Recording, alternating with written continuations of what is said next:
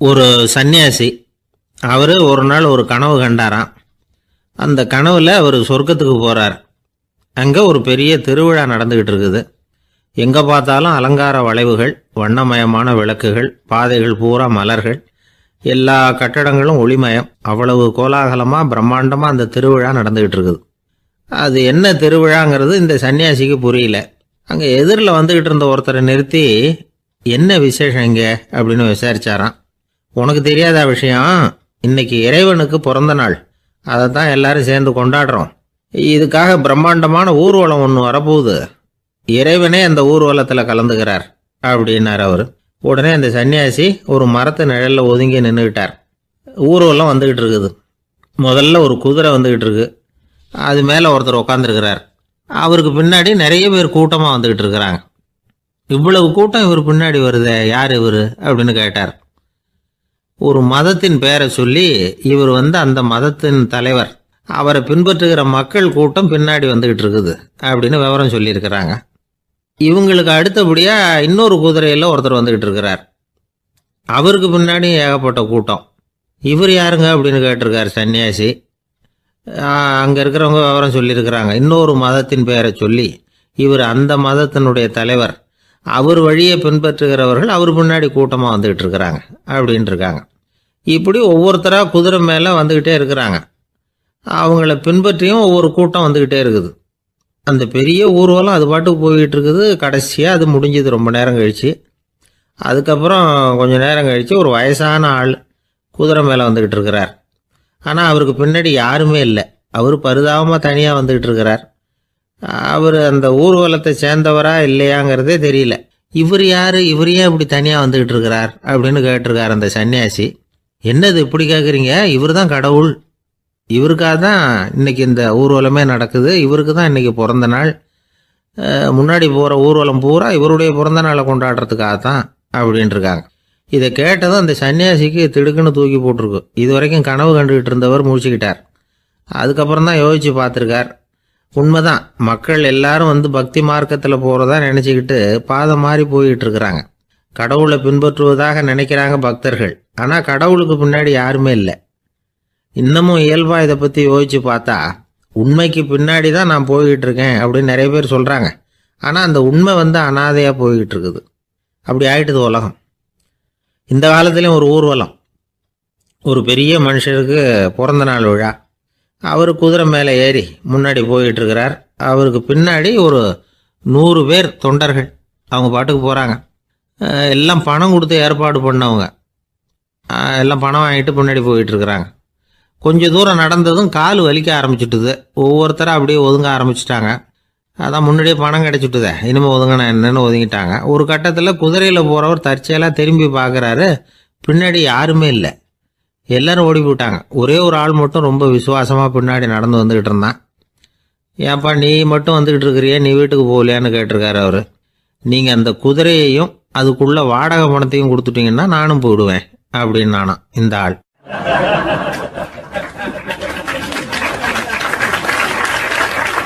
ஒரு ஊரில் ஒரு ஆள் இருந்தான். தையல் கடை வச்சுருந்தான்.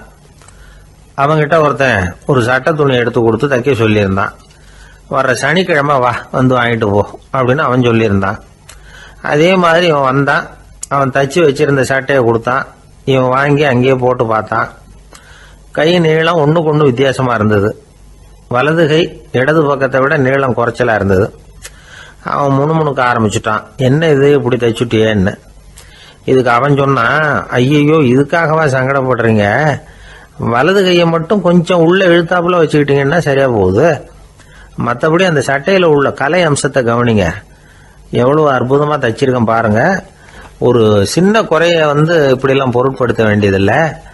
நான் சொன்னது மாதிரி கையை கொஞ்சம் உள்ள இழுத்தது மாதிரி வச்சுக்கிட்டு நடந்து போங்க, ஜோராக இருக்கும் அப்படின்னா. அவனும் யோசிச்சு பார்த்தான். சரியான யோசனையாக தான் தோணுச்சு. கொஞ்சம் முயற்சி பண்ணி வலது கையை கொஞ்சம் உள்ள இழுத்து சட்டை சரியாக இருக்கிறது மாதிரி பண்ணிக்கிட்டான். இப்போ மறுபடியும் ஒரு பிரச்சனை. வலது கையை உள்ள இழுத்த மாதிரி அப்படியே வச்சுக்கிட்டதும் முதுகு பக்கம் கொஞ்சம் துணி தளர்த்தியாக தொங்குறது மாதிரி தெரிஞ்சுது. என்ன இது, முதுகு பக்கம் துணி குவிஞ்சுட்டுதே, தொங்குதே அப்படின்னா மறுபடியும் அடடா, இதுக்காகவா கவலைப்படுறீங்க? உடம்ப அதுக்கு தகுந்த மாதிரி கொஞ்சம் வளைச்சிக்கிட்டா சரியா போடுது. இதுக்காக அந்த அழகான தையலை பிரித்து அதில் உள்ள கலை அம்சத்தை கெடுக்கிறதுக்கு என் மனசு இடம் தரல. எவ்வளவுக்கு தளர்த்தியா இருக்கோ அவ்வளவுக்கு கொஞ்சம் உடம்ப வளைச்சி அப்படி குனிஞ்சது மாதிரி போங்க போதும் அப்படின்னா.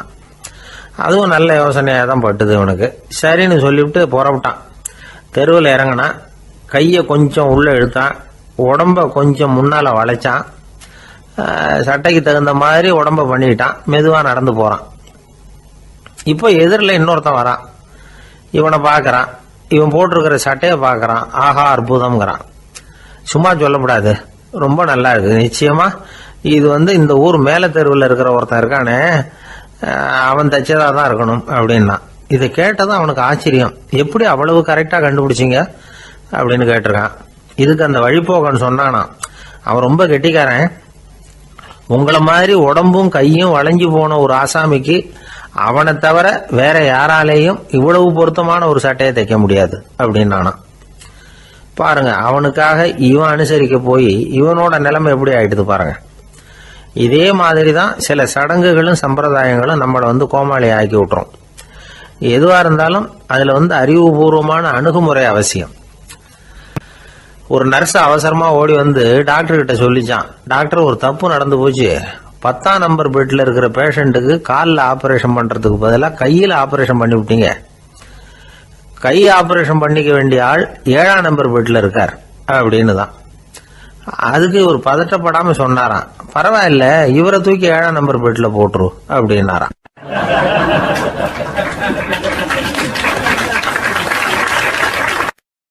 ஒரு ஊர்ல ஒருத்தர் இருந்தார். ரொம்ப நல்லவர். யாருக்காவது ஏதாவது கொடுத்துக்கிட்டே இருப்பார். கொடையாளி. தினமும் யாராவது ஒருத்தருக்கு ஏதாவது கொடுக்கலன்னா அவருக்கு தூக்கம் வராது. அப்படி ஒரு பழக்கம். அது மட்டும் இல்ல, அவர் கொடுக்கறது அடுத்தவங்களுக்கு தெரியாது. அவ்வளவு ரகசியமா அதை கொடுப்பார்.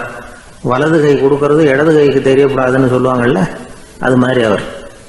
ஒரு நாள் ராத்திரி அவர் ஏற்கனவே தயாரா கட்டி வச்சிருந்த பணம் முடிச்ச கையில் எடுத்துக்கிட்டு வீட்டை விட்டு வெளியில வந்தார். தெருவில் இறங்கி நடந்தார். இன்னைக்கு யாருக்கு தர்மம் செய்யறது அப்படின்னு யோசனை பண்ணிட்டு இருட்டில் நடந்து வந்துகிட்டு இருக்கிறார். யாரோ ஒருத்தர் எதிரில் வர்றது மாதிரி தெரிஞ்சுது. உடனே அவர் கிட்ட போனார். தன்கிட்ட இருந்த பணம் முடிச்சு அவசரமா அவர் கையில திணிச்சுட்டு திரும்பி வந்துட்டார். அப்பாடா, ஒரு வழியா யாருக்கும் தெரியாம இன்னைக்கு தர்மம் பண்ணியாச்சு அப்படிங்கிற மகிழ்ச்சி, மன நிறைவு அவர் முகத்துல. நிம்மதியா தூங்கினார். அப்புறம் எழுந்திரிச்சார். மறுநாள் காலையில ஊரு பூரா ஒரே பேச்சு. என்ன பேச்சுன்னா, நேற்று ராத்திரி ஒரு திருடன் கையில யாரோ பணத்தை கொடுத்துட்டு போயிருக்கிறாங்க அப்படின்னு எல்லாரும் பேசிக்கிட்டு இருக்கிறாங்க. இதை கேள்விப்பட்டதும் அந்த பெரியவருக்கு ரொம்ப வருத்தமா போச்சு. அடடா, போயும் ஒரு திருடனுக்காக உதவி பண்ணியிருக்கிறோம், பிரயோஜனம் இல்லாம போட்டுதே அப்படின்னு நினைச்சார். சரி, இன்னைக்கும் யாருக்காவது உதவி பண்ணணும் அப்படின்னு முடிவு பண்ணினார். ராத்திரி நேரம் வந்தது. இவர் வழக்கம் போல தெருவில் இறங்கி நடந்தார். கையில பணம் முடிச்சு. எதிரில் ஒரு பெண் உருவம் மங்களா தெரிஞ்சது. இவர் உடனே அந்த பெண் கிட்ட பணத்தை கொடுத்துட்டு திருப்தியா திரும்பி வந்துட்டார். மறுநாள் காலையில ஊர் பூரா என்ன பேசிக்கிட்டாங்க தெரியுமா? நேற்று ராத்திரி நெறி தவறி நடக்கிற ஒரு பெண்ணின் கையில யாரோ பணத்தை வச்சுட்டு போயிருக்கிறாங்க அப்படின்னு எல்லாரும் பேசிக்கிறாங்க. அடடா, இன்னைக்கும் தவறுதலா நடந்து போச்சு அப்படின்னு ஒரு வருத்தப்பட்டார். இருக்கட்டும், இன்னைக்கும் ஏதாவது தர்மம் பண்ணுவோம் அப்படின்னு நினைச்சுக்கிட்டாரு. 3வது நாள் ராத்திரியும் புறப்பட்டார். இப்பவும் எதிரில் ஒருத்தர் வந்தார். இவர் பணத்தை கொடுத்தார், திரும்பி வந்துட்டார். மறுநாள் மக்கள் என்ன பேசிக்கிட்டாங்கன்னா, நேற்று ராத்திரி ஒரு செல்வந்தர் கையில யாரோ பணத்தை கொடுத்துட்டு போயிருக்கிறாங்க அப்படின்னு பேசிக்கிட்டாங்களாம். அவருக்கு ரொம்ப வருத்தமா போட்டுது. என்ன இது தினம் இப்படி ஆகிட்டு இருக்குதே அப்படின்னு நினைச்சுக்கிட்டே படுத்து தூங்கினார். அன்னைக்கு ராத்திரி ஒரு கனவு. அந்த கனவுல இறைவன் சொன்னாராம், இதை பாருப்பா, நீ கொடுத்த தர்மம் வீணா போயிடல. உன்கிட்ட பணம் வாங்கின அந்த திருடன் திருந்திட்டான், அந்த பொண்ணும் திருந்திட்டா, அந்த செல்வந்தனும் கொடையாளி ஆயிட்டான், எல்லாருக்கும் உதவி பண்ண ஆரம்பிச்சுட்டான் அப்படின்னு சொன்னாராம். இந்த கதையை சொன்னவர் யாருன்னா நபிகள் நாயகம். இதுல உள்ள கருத்து என்னன்னா, நல்ல மனசோட தர்மம் பண்ணுனா அது வீணா போறதில்லை. இன்னொரு கருத்து, தர்மம் தன்னை மட்டுமல்ல அடுத்தவங்களையும் தீமையிலிருந்து காப்பாற்றும். இதுதான் நாம புரிஞ்சுக்க வேண்டியது. இந்த காலத்திலயும் இது மாதிரி சில சம்பவங்கள் நடக்கிறது உண்டு. ஒரு பெரியவர் இருட்டில் நடந்து வந்துகிட்டு இருந்தாரு. எதிரில் வந்த ஒருத்தன் வலுக்கட்டாயமாக ஒரு கையை பிடிச்சி ஒரு பண முடிப்பை கொடுத்து வச்சுக்க சொல்லிவிட்டு விலகி போயிட்டான். பெரியவருக்கு ஆச்சரியம், இந்த காலத்திலையும் இப்படி வலது கை கொடுக்கறது இடது கைக்கு தெரியக்கூடாதுன்னு நினைக்கிற கொடையாளிகள் உண்டு போல இருக்கு அப்படின்னு யோசனை பண்ணிக்கிட்டே நடந்தார். கொஞ்சம் தூரம் போயிருப்பாரு. அதுக்குள்ள அதே ஆள் திரும்பி வந்தான். கொடுத்த பண முடிப்பை திருப்பி கொடுங்க அப்படின்னு கேட்டு வாங்கிட்டான். இவருக்கு ஒன்றும் புரியல. ஏன் இப்படி பண்றேன்னார். அது ஒன்றும் இல்லைங்க, கொஞ்ச நேரம் இதை உங்ககிட்ட கொடுத்து வச்சிருந்தேன் அவ்வளவுதான் அப்படின்னா. ஏன்னு கேட்டார். என்னை பின்னாடி போலீஸ் தேடிக்கிட்டு வந்துகிட்டு இருக்குது, அதுதான் அப்படி பண்ணேன், இப்போ போயிட்டுது, இனிமே ஒன்றும் பயம் இல்லை அப்படின்னு சொல்லிவிட்டு அவன் பாட்டுக்கு நடந்து போறான்.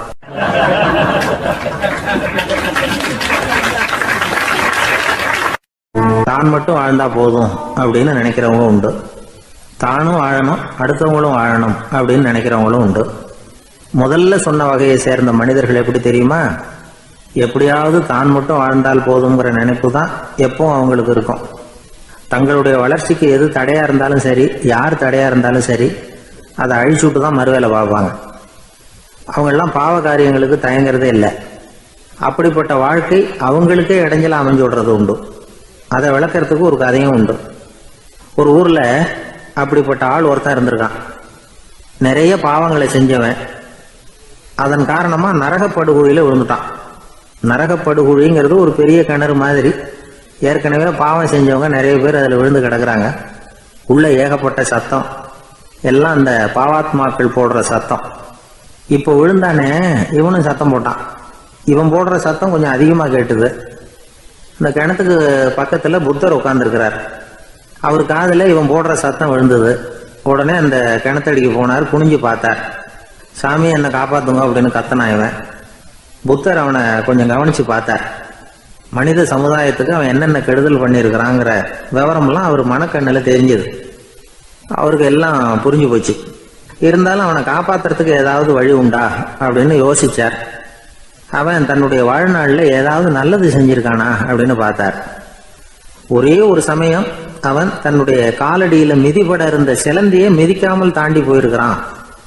இந்த ஒரு காரியத்துக்காக அவனை கரையேற்ற முடியுமா அப்படின்னு நினைச்சார். அவ்வளவுதான். உடனே அவர் கையில ஒரு சிலந்தி வந்து உட்கார்ந்துதான். அதுகிட்ட இருந்து நூல் இழை வெளிவர ஆரம்பிச்சது. அந்த நூல் இழை கிணற்று ஆழம் வரைக்கும் அப்படியே நீண்டுகிட்டே போச்சான். புத்தர் பார்த்தார். இந்த நூலை பிடிச்சிக்கிட்டு மேலே ஏறி வா அப்படின்னார். என்னங்க சொல்றீங்க, இந்த சிலந்தி நூல் என்ன தாங்குமான்னு கத்தனான். எல்லாம் தாங்கும், அதை பிடிச்சிக்கிட்டு ஏறி வா அப்படின்னார். சந்தேகத்தோடவே அவன் அந்த நூல் இழைய பிடிச்சி இழுத்து பார்த்தா ரொம்ப வலுவா இருந்தது. அவனுக்கு ஆச்சரியம். அதை பிடிச்சிக்கிட்டே மெதுவா மேலே ஏறி வர ஆரம்பிச்சுட்டான். பாதி தூரம் ஏறி வந்திருப்பான். அப்போ அவன் காலுக்கு கீழே ஏதோ சத்தம். என்னன்னு குனிஞ்சு பார்க்கறான். கீழே கிடந்தவங்க சில பேரும் அந்த நூலை பிடிச்சி மேலே வந்துகிட்டு இருக்கிறாங்க. இவனுக்கு கோபம் வந்துட்டுது. தன்னுடைய இடுப்புல வச்சிருந்த கத்தியை எடுத்து தன்னுடைய காலுக்கு கீழே நூல் இழையை அப்படியே வெட்டி விட்டுட்டான். இனிமே நாம மட்டும்தான் மேலே ஏறி வந்துடணும் அப்படின்னு நினைச்சுக்கிட்டான். ஆனா நடந்தது என்ன தெரியுமா? மொத்த நூல் இழையும் அப்படியே அருந்து கீழே விழுந்துட்டுது. அவனும் பொத்துன்னு கீழே விழுந்துட்டான். மறுபடியும் கத்த ஆரம்பிச்சுட்டான். ஏற்கனவே அவன் செஞ்சிருந்த ஒரு சிறு கருணை அந்த நூல் இழைக்கு உறுதியை கொடுத்தது. இப்போ அவன் செஞ்ச பாவம் அந்த நூல் இழைய வலுவிழக்க செஞ்சுட்டுது. அடுத்தவங்களும் வாழணுங்கிற எண்ணம் அவனுக்கு இருந்திருந்தா இப்ப அவனும் கரையேறி வந்திருப்பான், மற்றவங்களும் சௌக்கியமா வந்து சேர்ந்திருப்பாங்க. அதனால நாமும் வாழணும், அடுத்தவங்களும் வாழணும் அப்படின்னு நினைக்கிறவன் வாழ்க்கையில சீக்கிரம் முன்னுக்கு வந்துருவான். ஒருத்தன் ஒரு டாக்டர் கிட்ட போனான். மருந்து வாங்கினான். வாங்கி கொண்டாந்து பேசாம வச்சுட்டான், சாப்பிடல. அப்புறம் எதுக்காகப்பா போய் அவர்கிட்ட மருந்து வாங்கினேன் அப்படின்னு கேட்டாங்க. டாக்டர் வாழணும் இல்லையா, அதனாலதான் அப்படின்னா. அவர் கொடுத்த மருந்தை நீ ஏன் சாப்பிடல அப்புறம் அப்படின்னு கேட்டாங்க. நான் வாழணும் இல்லையா, அதுக்காக தான் அப்படின்னா.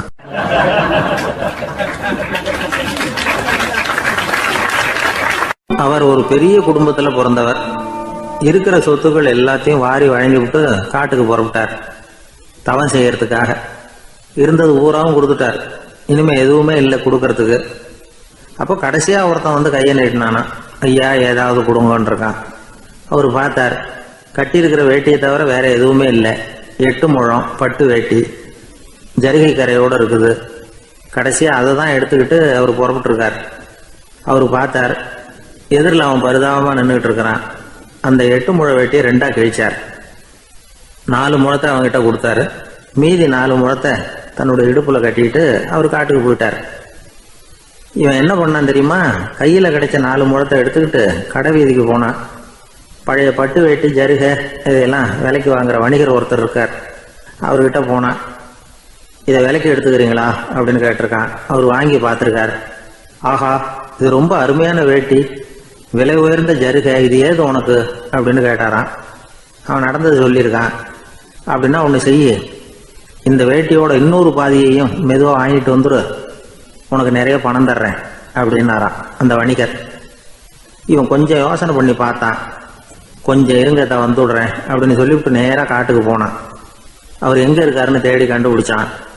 அவர் ஒரு இடத்துல தவக்கோலத்தில் இருக்கிறார். கட்டியிருந்த இடைவேட்டியும் அவர் அறியாமல் நழுவி கீழே விழுந்து கிடக்குது. இவனுக்கு ரொம்ப வசதியாக போச்சு. அவரை கேட்க வேண்டிய அவசியமே இல்லை. மெதுவாக சத்தம் போடாமல் அடி மேலே அடி வச்சு நெருங்கினான். அவர் கண்ணை மூடிக்கிட்டு அவர் பாட்டு நின்றுட்டு இருக்கிறார். இவன் மெதுவாக போய் கீழே கிடந்த அந்த துணியை எடுத்துக்கிட்டு சத்தம் போடாமல் திரும்பி நடந்தான். ஒரு 2-3 அடி எடுத்து வச்சிருப்பான். அப்படி ஓட ஆரம்பிக்கிற சமயத்தில் அவன் காலில் கீழே கிடந்த முள்ளு ஒன்று நறுக்குன்னு தச்சு விட்டுது. வலி தாங்க முடியாமல் அம்மான்னு கத்திருக்கான்.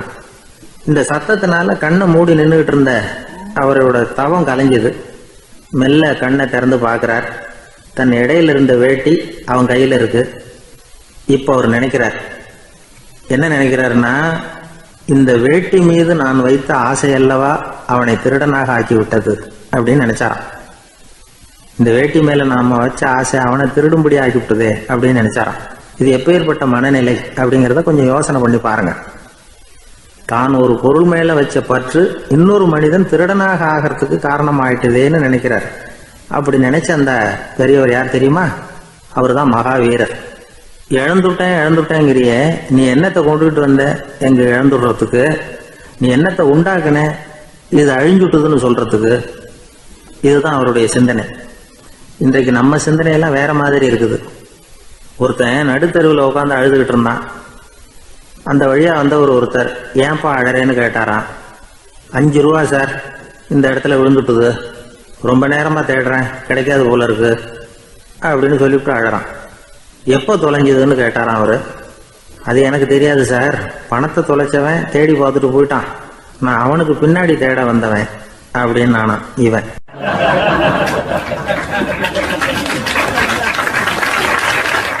ஒரு ஊர்ல ஒரு ஆள் இருந்தான். அவன் ஒரு நாள் கோயிலுக்கு போனான். கடவுள்கிட்ட வேண்டிக்கிட்டான், எனக்கு ஒரு 1,00,000 ரூபா நீ கொடுத்தா நான் உன் சன்னதியில் ஒரு தேங்காய் உடைக்கிறேன் அப்படின்னு வேண்டிக்கிட்டான். கடவுள் பார்த்தார். உடனே அவன் கண் முன்னாடி தோன்றினார். இந்தா நீ கேட்ட 1,00,000 ரூபாய் அப்படின்னு சொல்லி அவன் கையில் பணத்தை கொடுத்துட்டு மறைஞ்சிட்டார். இவனால் நம்பவே முடியல. இவ்வளவு சுலபமாக கிடைக்கும்னு தெரிஞ்சிருந்தா அனாவசியமாக ஒரு தேங்காய் உடைக்கிறேன்னு வேண்டியிருக்க வேண்டியது இல்லையே அப்படின்னு நினச்சான். இருந்தாலும் வேண்டுதலை நிறைவேற்ற வேண்டியது கடமை. அதுக்காக என்ன பண்ணால், பக்கத்தில் ஒரு கடைக்கு போனான். ஒரு தேங்காயை கையில் எடுத்தான். இது என்ன விலைன்னு கேட்டான். 5 ரூபான்னார் கடையில் இருந்தவர். அதிகமாக இருக்குதே விலைன்னா. அப்படின்னா ஒன்று செய்யுங்க, அடுத்த ஊருக்கு போங்க, அங்கே தென்னந்தோப்பு அதிகம், அதனால் அங்கே இதை விட குறைஞ்ச விலைக்கு கிடைக்கும் அப்படின்னார். சரின்னு அடுத்த ஊருக்கு கிளம்புனான். அங்கே போய் விசாரித்தான். ஒரு தேங்காய் 3 ரூபாய் விலைன்னாங்க. இதுவும் அதிகமாக தெரியுதேன்னா. அப்படின்னா ஒன்று செய்ய, அதோ அந்த ஆற்று ஓரமாக ஒரு தென்னை மரம் இருக்கு பார், அதில் நீயே ஏறி பறிச்சுக்கோ, ஒரு தேங்காய்க்கு 1 ரூபா கொடுத்தா போதும் அப்படின்னார் அந்த தோப்புக்கு சொந்தக்காரர். இவனுக்கு மரம் ஏற தெரியாது. இருந்தாலும் ஆசை யாரை விட்டுது, விலை சல்லிசாக இருக்குதே. ஆற்று ஓரம் போனால் தட்டு தடுமாறி அந்த மரத்தில் ஏறினா அந்த தென்னை மரம் வளைஞ்சி ஆற்று பக்கம் போய் அப்புறம் நிமிர்ந்து இருந்தது. அதாவது மரத்தின் உச்சி சரியாக ஆற்றுக்கு நடுவில் இருந்தது. ஆற்றுல வெள்ளம் கரை புரண்டு ஓடிக்கிட்டு இருக்கு. இவன் கடவுள் கொடுத்த 1,00,000 ரூபாயை மடியில் வச்சு இறுக்கி கட்டிக்கிட்டான். உச்சிக்கு போய் காய் பறிக்கிற சமயத்தில் காற்றும் மழையும் பலமாக கலந்து அடிக்க ஆரம்பிச்சுட்டுது. கால் வழுக்கி விட்டுட்டுது. இவன் சடார்னு ஒரு தென்னை மட்டையை பிடிச்சிக்கிட்டு தொங்க ஆரம்பிச்சிட்டான். கீழே பயங்கரமான வெள்ளம், மடியில் 1,00,000 ரூபா பணம், என்ன செய்கிறதுன்னு தவிக்கிறான். இந்த சமயம் கரையில் ஒரு யானை பாகன் யானையை குளிப்பாட்டிக்கிட்டு இருக்கிறான். அது அவன் கண்ணில் பட்டுது. ஐயா ஒரு உதவின்னு கத்துனான். அவன் என்ன செய்யணும்னு கேட்டான். உன் யானையை மெதுவாக இங்கே அழைச்சிட்டு வா, எனக்கு நேராக கீழே நிறுத்து, என் காலை பிடிச்சி மெதுவாக கீழே இறக்கி விட்டுரு, என் மடியில் இருக்கிற பணத்தில் உனக்கு 10,000 ரூபா தரேன் அப்படின்னா. அவன் பார்த்தான். காலை கையை பிடிச்சா கூட எவனும் இந்த காலத்தில் 10 ரூபாய்க்கு மேலே தரமாட்டேங்கிறான், இவன் காலை பிடிச்சா 10,000 தர்றேங்கிறான் அப்படின்னு யோசனை பண்ணால் உடனே யானையை கொண்டுட்டு போனான். அவனுக்கு நேராக கீழே நிறுத்தினான். அவன் காலை பிடிச்சான், அவ்வளவுதான். அந்த நேரம் பார்த்து யானை மெதுவாக நடந்து அப்பால் போட்டுது. இப்போ யானை பாகன் அவன் காலை கெட்டியாக பிடிச்சிக்கிட்டு தூங்குறான். பரிதாபமாக மேலே பார்க்குறான், அவன் மட்டையை பிடிச்சிக்கிட்டு தூங்குறான். இப்போ யானை பாகன் சொல்கிறான், தம்பி மட்டையை விட்டுறாத, கெட்டியாக பிடிச்சிக்கோ, நான் உனக்கு 10,000 ரூபா தரேன், இதோ மடியில் தான் வச்சுருக்கேன்னா. மேலே தொங்குறவனுக்கு இந்த நிலைமையிலேயும் ஒரு சந்தோஷம், மேற்கொண்டு ஒரு 10,000 ரூபா நமக்கு கிடைக்கும் போல இருக்கே அப்படின்னு. இந்த சமயத்தில் ஒருத்தன் ஒட்டகத்தை ஓட்டிகிட்டு வந்தான் அந்த பக்கமாக குளிப்பாட்டுறதுக்கு. யானை பாகம் பார்த்துட்டான், ஐயா ஒட்டகக்காரரே, அதை இங்கே கொண்டுட்டு வா, எங்கள் காலை பிடிச்சி பத்திரமா இறக்கி விடு, நாங்கள் பணம் கொடுக்குறோம்னா. அவனும் பணத்துக்கு ஆசைப்பட்டு வந்தான். அவன் காலை பிடிக்கிற சமயம் ஒட்டகமும் நழுவி போட்டுது. இப்போ 3 பேருமே வரிசையாக தொங்குறாங்க. ஒட்டகக்காரன் கத்துறான், தம்பி மட்டையை விட்டுறாத, கெட்டியாக பிடிச்சிக்கோ, நான் என் மடியில் இருக்கிற 5,000 உனக்கு தந்துடுறேன்னா. மேலே தொங்குறவனுக்கு இன்னமும் சந்தோஷம், இவனும் பணம் தர்றேங்கிறான் அப்படின்னா இன்றைக்கி நமக்கு மொத்த பண வரவு எவ்வளவு அப்படின்னு ஒவ்வொன்றா கூட்டி பார்க்க ஆரம்பித்தான். மனக்கணக்கு சரியாக வரல, அதனால் அப்படியே விரலை விட்டு எண்ண ஆரம்பித்தான். அவ்வளவுதான், மட்டையை விட்டுட்டு கை நழுவி வந்துட்டுது. 3 பேரும் பொத்துன்னு ஆற்றுல விழுந்தாங்க. படாத பாடுபட்டு தட்டு தடுமாறி கரைக்கு வந்து சேர்ந்தாங்க. 3 பேர் மடியில் இருந்த பணமும் ஆற்றோட போட்டுது. பேராசை பெருநஷ்டம் அப்படின்னு ஒரு பழமொழி இருக்குல்ல, அதை விளக்கறதுக்காக சொல்லப்பட்ட கதை இது. இந்த காலத்தில் ஒருத்தர் ஒரு நீச்சல் குளத்தில் நீச்சல் அடிச்சுக்கிட்டு இருக்கிறார். காவலுக்கு இருந்தவர் அதை கவனிச்சுட்டார். கரையிலேருந்து சத்தம் போட்டாராம், இதோ பாருங்க, இங்கே ராத்திரி 8 மணிக்கு மேலே நீச்சல் அடிக்கிறது சட்டப்படி குற்றம், அதுக்கு அனுமதி கிடையாது, தெரியாதா உங்களுக்கு அப்படின்னாராம். இதுக்கு அவர், ஐயையோ நான் நீச்சல் அடிக்க வந்தவன் இல்லைங்க, சும்மா சுற்றி பார்க்க வந்தவன், தடுமாறி குளத்தில் விழுந்துட்டேன், நீச்சல் தெரியாது, அதனால் தத்தளிச்சுக்கிட்டு இருக்கிறேன் அப்படின்னு கத்துனாராம். கரையில் இருந்தவர் பார்த்தார், ஓ அப்படின்னா சரி, அதுக்கு ஒன்றும் தடை இல்லை அப்படின்னு சொல்லிவிட்டு அவர் பாட்டு நடந்து போயிட்டாராம்.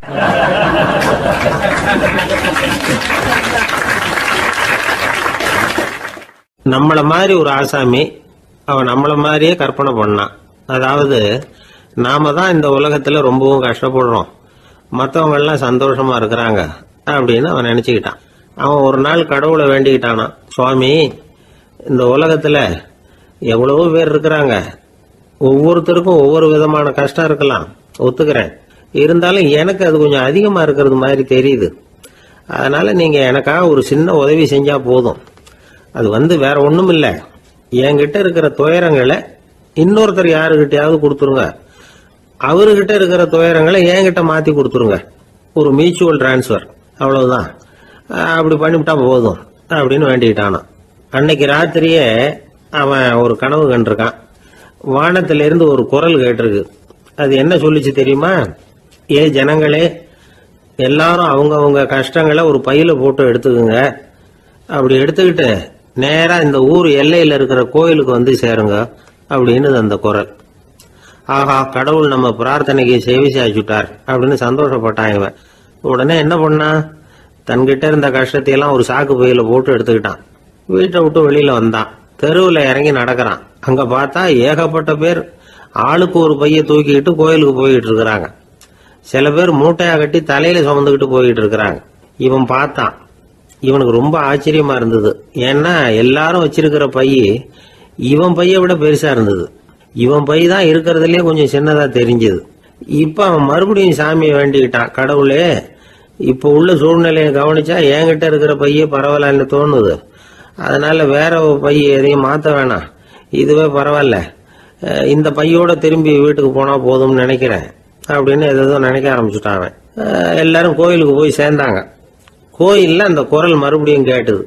எல்லாரும் அவங்கவுங்க பைகளை சோகத்துல தொங்க விடுங்க, திடீர்னு விளக்குகள் அணையும், மணி அடிக்கப்படும், அதுதான் அடையாளம். அந்த சமயத்துல இருட்டுல உங்களுக்கு வேண்டிய பைய நீங்க மாத்தி எடுத்துக்கலாம், தேர்ந்தெடுத்துக்கலாம். வெளிச்சம் இருக்கிறப்பவே உங்களுக்கு பிடிச்ச பைக்கு பக்கமா பார்த்து நீங்க நின்னுக்கலாம் அப்படின்னு சொல்லி விவரம் சொல்லிச்சான் அந்த குரல். அப்படி சொன்னதுக்கு அப்புறம் திடீர்னு விளக்கு அணைஞ்சுது, மணி அடிச்சுது. கொஞ்ச நேரம் கழிச்சு மறுபடியும் விளக்குகள்லாம் எரிஞ்சுது. இப்போ பார்த்தா எல்லாரும் அவங்கவுங்க பையையே கெட்டியா பிடிச்சிட்டு நிக்கிறாங்க. இவனும் அப்படியே நிக்கிறான். இவன் மெதுவா பக்கத்துல நிக்கிறவங்கிட்ட கேட்டானா, ஏன் நீங்க பைய கையிலேயே வச்சிருக்கிறீங்க, செவுத்துல மாட்டலையா அப்படின்னு கேட்டிருக்கான். இல்லப்பா, நீ ஏன் கையிலேயே வச்சிருக்கிறியோ அதே காரணத்துக்காக தான் நாங்களும் வச்சிருக்கிறோம். நம்ம கவலைகளை பத்தி நமக்கு ஓரளவுக்காவது தெரியும். ஆனா மற்றவங்க கவலைகள் நமக்கு பரிச்சயம் இல்லாதவை, பழக்கம் இல்லாதது. அதனால நமக்கு தெரிஞ்ச கவலைகளை சமாளிக்கிறது சுலபம். தெரியாததை சமாளிக்கணும்னா மறுபடியும் ஆரம்பத்தில இருந்து ஆரம்பிக்கணும். அதனால பழைய நண்பர்களோட வாழறது தான் மேல் அப்படின்னு ஆனான். அதுக்கப்புறம் அவன் தன்னோட பைய போதும்னு வீட்டுக்கு திரும்பி வந்துட்டானான். இது ஒரு பெரியவர் சொல்லி இருக்கிற கதை. அதனால நம்ம கிட்ட இருக்கிற கஷ்டங்கள் தான் பெருசு, அதை இன்னொருத்தங்கிட்ட கொடுத்துட்டு மாத்திக்கலாம் அப்படின்னு நினைக்கிறது தப்பு. இதே மாதிரி இன்னொரு சம்பவம். ஒரு ஊர்ல ஒரு நாள் ராத்திரி ஆகாயத்திலிருந்து கடவுள் குரல் கேட்குது. இந்த ஊர்ல இருக்கிற ஜனங்கள்லாம் கொஞ்சம் கவனிங்க, உங்களுக்கு ஒரு செய்தி. அதாவது இங்க இருக்கிற ஜனங்கள்லயே கொஞ்சம் கூட கவலையே இல்லாத ஆள் யாருன்னு எனக்கு தெரியணும். அதனால எல்லாரும் அவங்க கவலைகளை ஒரு பையில போட்டு எடுத்துக்கிட்டு கோயிலுக்கு வாங்க அப்படின்னாரு கடவுள். உடனே வரிசையா எல்லாரும் வர ஆரம்பிச்சாங்க. எல்லார் கையிலையும் பை இருந்தது, சின்னதும் பெருசுமா. கவலையே இல்லாத ஆள் யாருன்னு தேடினார் கடவுள். ஒரே ஒரு ஆள் மட்டும் கையில எதுவும் இல்லாம வெறும் கையை வீசிக்கிட்டு ரொம்ப ஜாலியா நடந்து வந்துகிட்டு இருந்தான். கடவுள் அவங்ககிட்ட போனார். ஏன்பா உனக்கு கவலையே இல்லையா அப்படின்னு கேட்டார். எனக்கும் சில கவலைகள்லாம் உண்டு அப்படின்னு அவன்.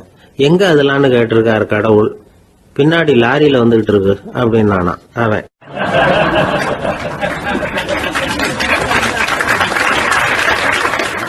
அசோக மன்னர் வந்துகிட்டு இருக்கார்.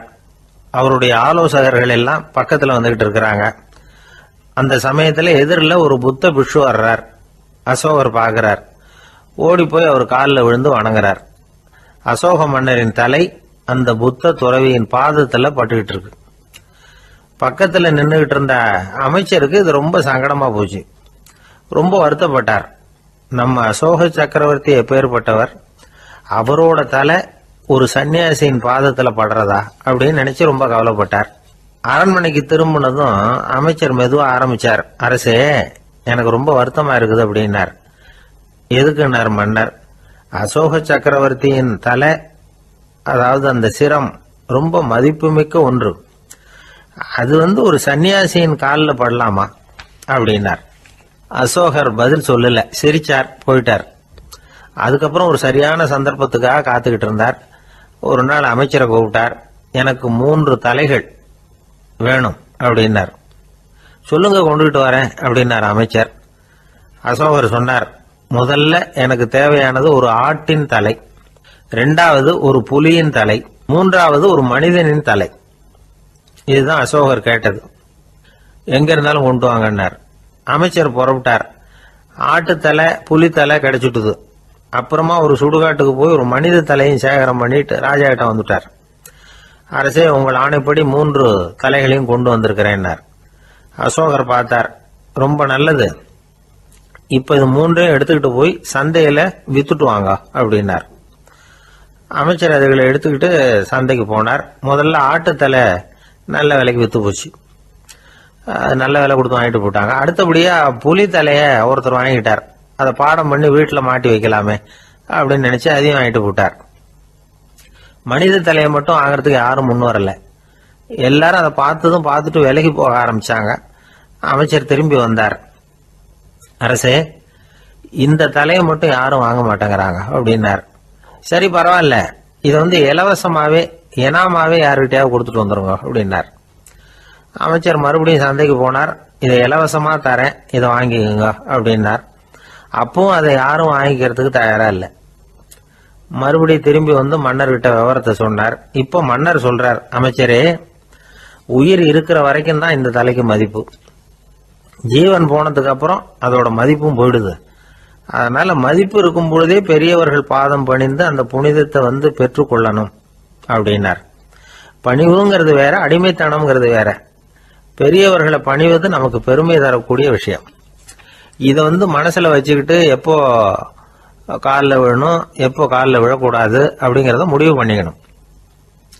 ஒரு சாதாரண ஆள் நடந்து வந்துகிட்டு இருந்தார். எதிரில் வந்த ஒரு பெரிய மனுஷன் ஓடி போய் அவர் காலில் விழுந்து தன்னுடைய தலையை அவர் பாதத்துல கொண்டு போய் வச்சார். கொஞ்ச நேரம் கழிச்சு எழுந்திரிச்சு வந்துட்டார். வந்த பிறகு இவரை கேட்டேன், ஏன் திடீர்னு ஓடி போய் அந்த ஆளு காலில் விழுந்தீங்க அப்படின்னேன். அவர் போட்டிருக்கிறது என்னோட காணாம போன செருப்பான்னு கண்டுபிடிக்கிறதுக்காக அப்படி விழுந்தேன் அப்படின்னார்.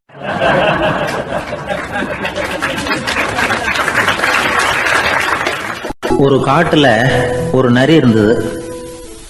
ஒரு நாள் காலை நேரம் அது தன்னுடைய இருப்பிடத்திலிருந்து வெளியில வந்தது. கொஞ்ச தூரம் நடந்து வந்தது. அப்பதான் அது தன்னோட நிழலை கவனிச்சு பார்த்தது. பார்த்தா அது ரொம்ப நீளமா பெருசா இருக்குது.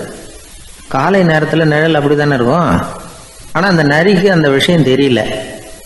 தன்னுடைய நீண்ட பெரிய நிழலை பார்த்து ஆச்சரியப்பட்டது.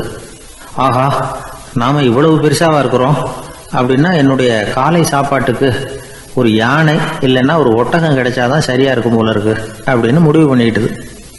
உடனே ஒரு யானை அல்லது ஒட்டகத்தை தேடி அலைஞ்சது, எங்க கிடைக்கும்னு. கிடைக்கவே இல்லை. மத்தியானம் 12 மணி ஆயிட்டுது. பசியோட அலையுது. இப்ப தன்னோட நிழலை பார்த்தது. அது மத்தியான நிழல் எப்படி இருக்கும்? அது ரொம்பவும் குறுகி போய் தெரிஞ்சுது. உடனே அந்த நரி என்ன நினைச்சுக்கிட்டு தான் தெரியுமா? காலை ஆகாரம் சாப்பிடாததுனால நம்ம உடம்பு இப்படி அழிச்சு போட்டுதே அப்படின்னு நினைச்சுக்கிட்டு தான். கொஞ்ச நேரம் கழிச்சு மறுபடியும் தன்னுடைய நிழலை பார்க்குது. அது இன்னமும் குறுகி போய் காலடியிலேயே வந்துட்டுது. அதுக்கு பயமா போயிடுது. ஐயோ, இன்னும் கொஞ்ச நேரத்துல நாம இறந்துருவோம் போல இருக்க. இப்ப என்ன செய்யறது? இந்த சமயத்துல ஒரு எறும்பு கிடைச்சா கூட போதும், அதை நம்ம காலை ஆகாரமா நினைச்சு சாப்பிட்டுள்ளாமே அப்படின்னு நினைச்சுதான். நம்முடைய நிழல் கூட நம்மள மாதிரியே தான் அடிக்கடி மாறிக்கிட்டே தான் இருக்குது. அது எப்பவும் ஒரே மாதிரி இருக்கிறது இல்ல. மனிதனுக்கு ஏற்படுகிற தன்முனைப்பு இருக்கு பாருங்க, ஈகோ, அது கூட ஒரு நிழல் மாதிரி தானா. அப்படி நினைக்க ஆரம்பிச்சுட்டா அதனால ஏதும் பிரச்சனை வராதான். தன்முனைப்பை நிழல் போலவே ஏற்றுக்கொள்ளுங்கள் அப்படிங்கிறது பெரியவங்க கருத்து. ஒரு காரியத்தை வெற்றிகரமா நல்ல விதமா செஞ்சு முடிக்கிறோம்னு வச்சுக்கோங்க. அந்த சமயத்துல ஒரு வித நுட்பமான தற்பெருமை நமக்குள்ள உண்டாகுது. இது இயற்கையானது, அதனால இது மேல பற்று வைக்கக்கூடாது. அப்படி வைக்க ஆரம்பிச்சுட்டா அந்த தற்பெருமை ஒரு நிரந்தர விருந்தாளியா நம்ம கிட்ட தங்கிக்கும். நம்ம நிழல் எப்படின்னு பாருங்க, நாம நடக்கும் பொழுது நம்ம பின்னாடியே வரும். தன்முனைப்பையும் அப்படியே நினைச்சுக்குங்க. நிழல் யாருக்கும் எந்த பிரச்சனையையும் உண்டாக்குறது இல்லை. ஆனா அந்த நிழலை கண்டே நாம பயப்பட ஆரம்பிச்சுட்டா நாம எதுலையும் வெற்றி காண முடியாது. நிழலோட சண்டை போடக்கூடாது. அது மாதிரி தன்முனைப்போடவும் நாம சண்டை போட வேண்டியதில்லை. இல்லாத ஒன்றோடு சண்டை போடுறது எப்படின்னா, அது இருட்டோட சண்டை போடுறது மாதிரி.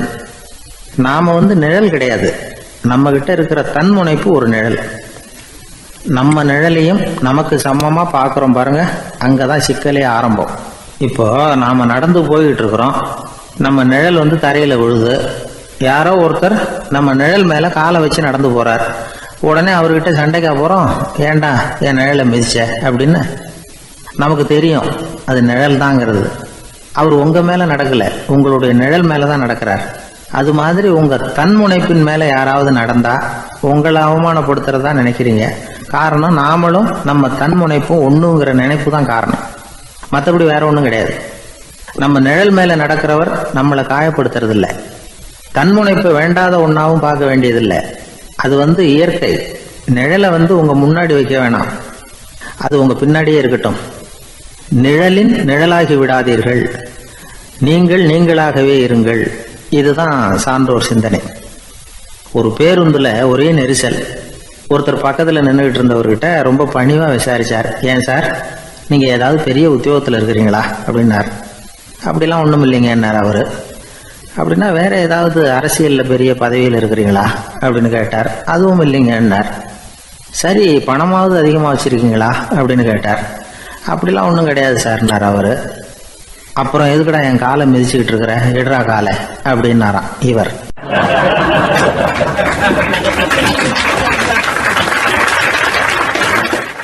கடற்கரை ஓரமா ஒரு பெரியவர் கையால மணலை கீறிக்கிட்டே உட்காந்துருக்கிறார். என்னத்தையும் தேடிட்டு இருக்கிறது மாதிரி தெரிஞ்சது. மெதுவா கிட்டத்துல போய் என்னத்தை தேடிட்டு இருக்கிறீங்க அப்படின்னு கேட்டோம். அவரு சாவகாசமா நிமிந்து பார்த்து நிம்மதியை தேடிட்டு இருக்கிறேன்னார். நாங்க ஒரு மாதிரி ஆயிட்டோம். இருந்தாலும் சமாளிச்சுக்கிட்டு, சார் மணல்ல கிழிஞ்சல் தான் கிடைக்கும், நிம்மதி கிடைக்காது அப்படின்னோம். சரி, இன்னைக்கு வசமா நம்ம கிட்ட ஒரு ஆள் மாட்டிக்கிட்டார் அப்படின்னு நினைச்சு அவர் பக்கமா போய் உட்காந்துக்கிட்டு கதை சொல்ல ஆரம்பிச்சிட்டோம். ஒரு பெரிய மன்னர் இருந்தார். அவருக்கு எல்லா வசதியும் இருந்தது. இருந்தாலும் ஒரே ஒரு குறை. அது என்னன்னா நிம்மதி இல்லைங்கிற குறை. அரண்மனையில் தினமும் கலை நிகழ்ச்சி, நாட்டியம் எல்லாம் நடந்துகிட்டு தான் இருந்தது. இருந்தாலும் நிம்மதி இல்லை. சரி, நிம்மதி எங்கே கிடைக்கும் அப்படின்னு தேட ஆரம்பித்தார். உடனே அதுக்கான முயற்சிகளில் தீவிரமாக இறங்கினார். நாட்டில் உள்ள தத்துவ மேதைகளை எல்லாம் கூப்பிட்டுட்டு வர சொன்னார். எல்லாரும் வந்து சேர்ந்தாங்க. அவங்கள பார்த்து நிம்மதி எங்கே இருக்குது அப்படின்னு விசாரிச்சார். அவங்களுக்கு அது தெரிஞ்சா ஏன் இப்படி ராஜா முன்னாடி வந்து நின்றுட்டு இருக்க போறாங்க? ராஜாவோட கேள்விக்கு ஒவ்வொருத்தரும் ஒவ்வொரு மாதிரி விளக்கம் கொடுக்க ஆரம்பிச்சிட்டாங்க. எந்த பதிலும் ராஜாவுக்கு திருப்தி அளிக்கக்கூடிய அளவுக்கு இல்லை. சரி, போயிட்டு வாங்கன்னு சொல்லி அவங்கள எல்லாம் அனுப்பி வச்சுட்டார். ஒரு நாள் அவர் மாளிகையில உப்பருகையில நின்றுட்டு இருக்கிறார். அந்த சமயத்துல தெருவில் ஒரு பிச்சைக்காரன் ரொம்ப உல்லாசமா பாட்டு பாடிக்கிட்டே போயிட்டு இருக்கிறான். குரல்ல ஒரு சந்தோஷம், நடையில ஒரு மிடுக்கு. அவன்கிட்ட கொஞ்சம் கூட கவலை இருக்கிறதா தெரியல. உடனே ராஜா அதை பார்த்தார். ஏவலாளிகளை வந்து கைதட்டி கூப்பிட்டார். உடனே ஓடி போய் அந்த பிச்சைக்காரனை இங்க அழைச்சிட்டு வாங்கன்னு உத்தரவு போட்டார். இவங்க உடனே ஓடி போய் அவனை கூப்பிட்டாங்க. அரண்மனைக்கு வாழ்ந்தாங்க. அவன் வரல. அரண்மனைக்கு உள்ள அடி எடுத்து வைக்க மாட்டேன்னு சொல்லிவிட்டான். ராஜா கிட்ட வந்து விஷயத்தை சொன்னாங்க. அவருக்கு ரொம்ப ஆச்சரியம், இப்படி ஒரு ஆள் இருக்கிறானா அப்படின்னு. சரி, அவன் என்னதான் சொல்றான் அப்படின்னு விசாரிச்சார். இவன் மறுபடியும் தெருவுக்கு போய் கேட்டாங்க. என்னை பார்க்கணும்னா ராஜா விருப்பப்பட்டாருன்னா அவரை வேணும்னா இங்க வர சொல்லுங்க அப்படின்னு சொல்லிவிட்டான். அதை வந்து ராஜா கிட்ட சொன்னாங்க. அவருக்கு கோபம் வரல. இவ்வளவு சுதந்திர உணர்வோடு இருக்கிறவன் சாதாரண ஆளா இருக்க முடியாது அப்படின்னு நினைச்சார். உடனே கிடுகிடுன்னு இறங்கி தெருவுக்கு வந்தார். பிச்சைக்காரங்கிட்ட போனார். நீ கவலைப்படாம சந்தோஷமா பாடிட்டு போறியே, அது எப்படி முடியுது உன்னால அப்படின்னு கேட்டார். ஏன் அப்படி கேக்குறீங்கன்னு அவன், அதுக்கு இல்ல, எனக்கு அரண்மனையில எவ்வளவோ சுகபோகங்கள்லாம் இருக்கு, இருந்தாலும் நிம்மதி இல்லை. இது ஏன்னு எனக்கு தெரியல. இந்த தேசத்துல உள்ள அறிஞர்களை எல்லாம் கூப்பிட்டு கேட்டு பார்த்துட்டேன், அவங்களுக்கும் தெரியல. உன்னை கேட்டா தெரியும்னு நினைச்சேன், அதனாலதான் சந்திக்கிறதுக்கு ஆசைப்பட்டேன். ஆனா நீ வரமாட்டேன்னுட்டியே அப்படின்னார். பிச்சைக்காரன் கடகடன்னு சிரிக்க ஆரம்பிச்சுட்டான்.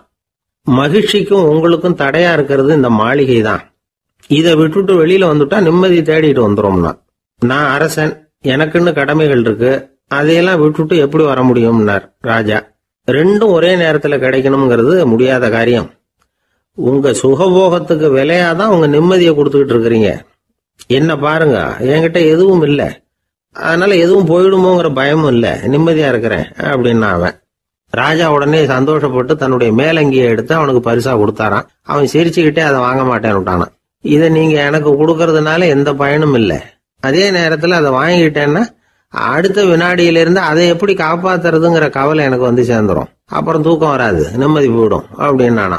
சொல்லிவிட்டு அவன் பாட்டுக்கு சந்தோஷமா பாடிக்கிட்டே போயிட்டான். நிம்மதி எங்க இருக்குங்கிறதையும் ராஜா தெரிஞ்சுக்கிட்டார். அந்த இடத்துக்கு தன்னால போக முடியாதுங்கிறதையும் அவர் புரிஞ்சுக்கிட்டார். இப்படி இந்த கதைய அந்த கடற்கரையில மணலை கீறிக்கிட்டே உட்கார்ந்துருந்தார அந்த பெரியவர்கிட்ட சொல்லி முடிச்சோம். அவர் முகத்துல ஒரு தெளிவு தெரிஞ்சது. எங்களை நிமிர்ந்து பார்த்தார்.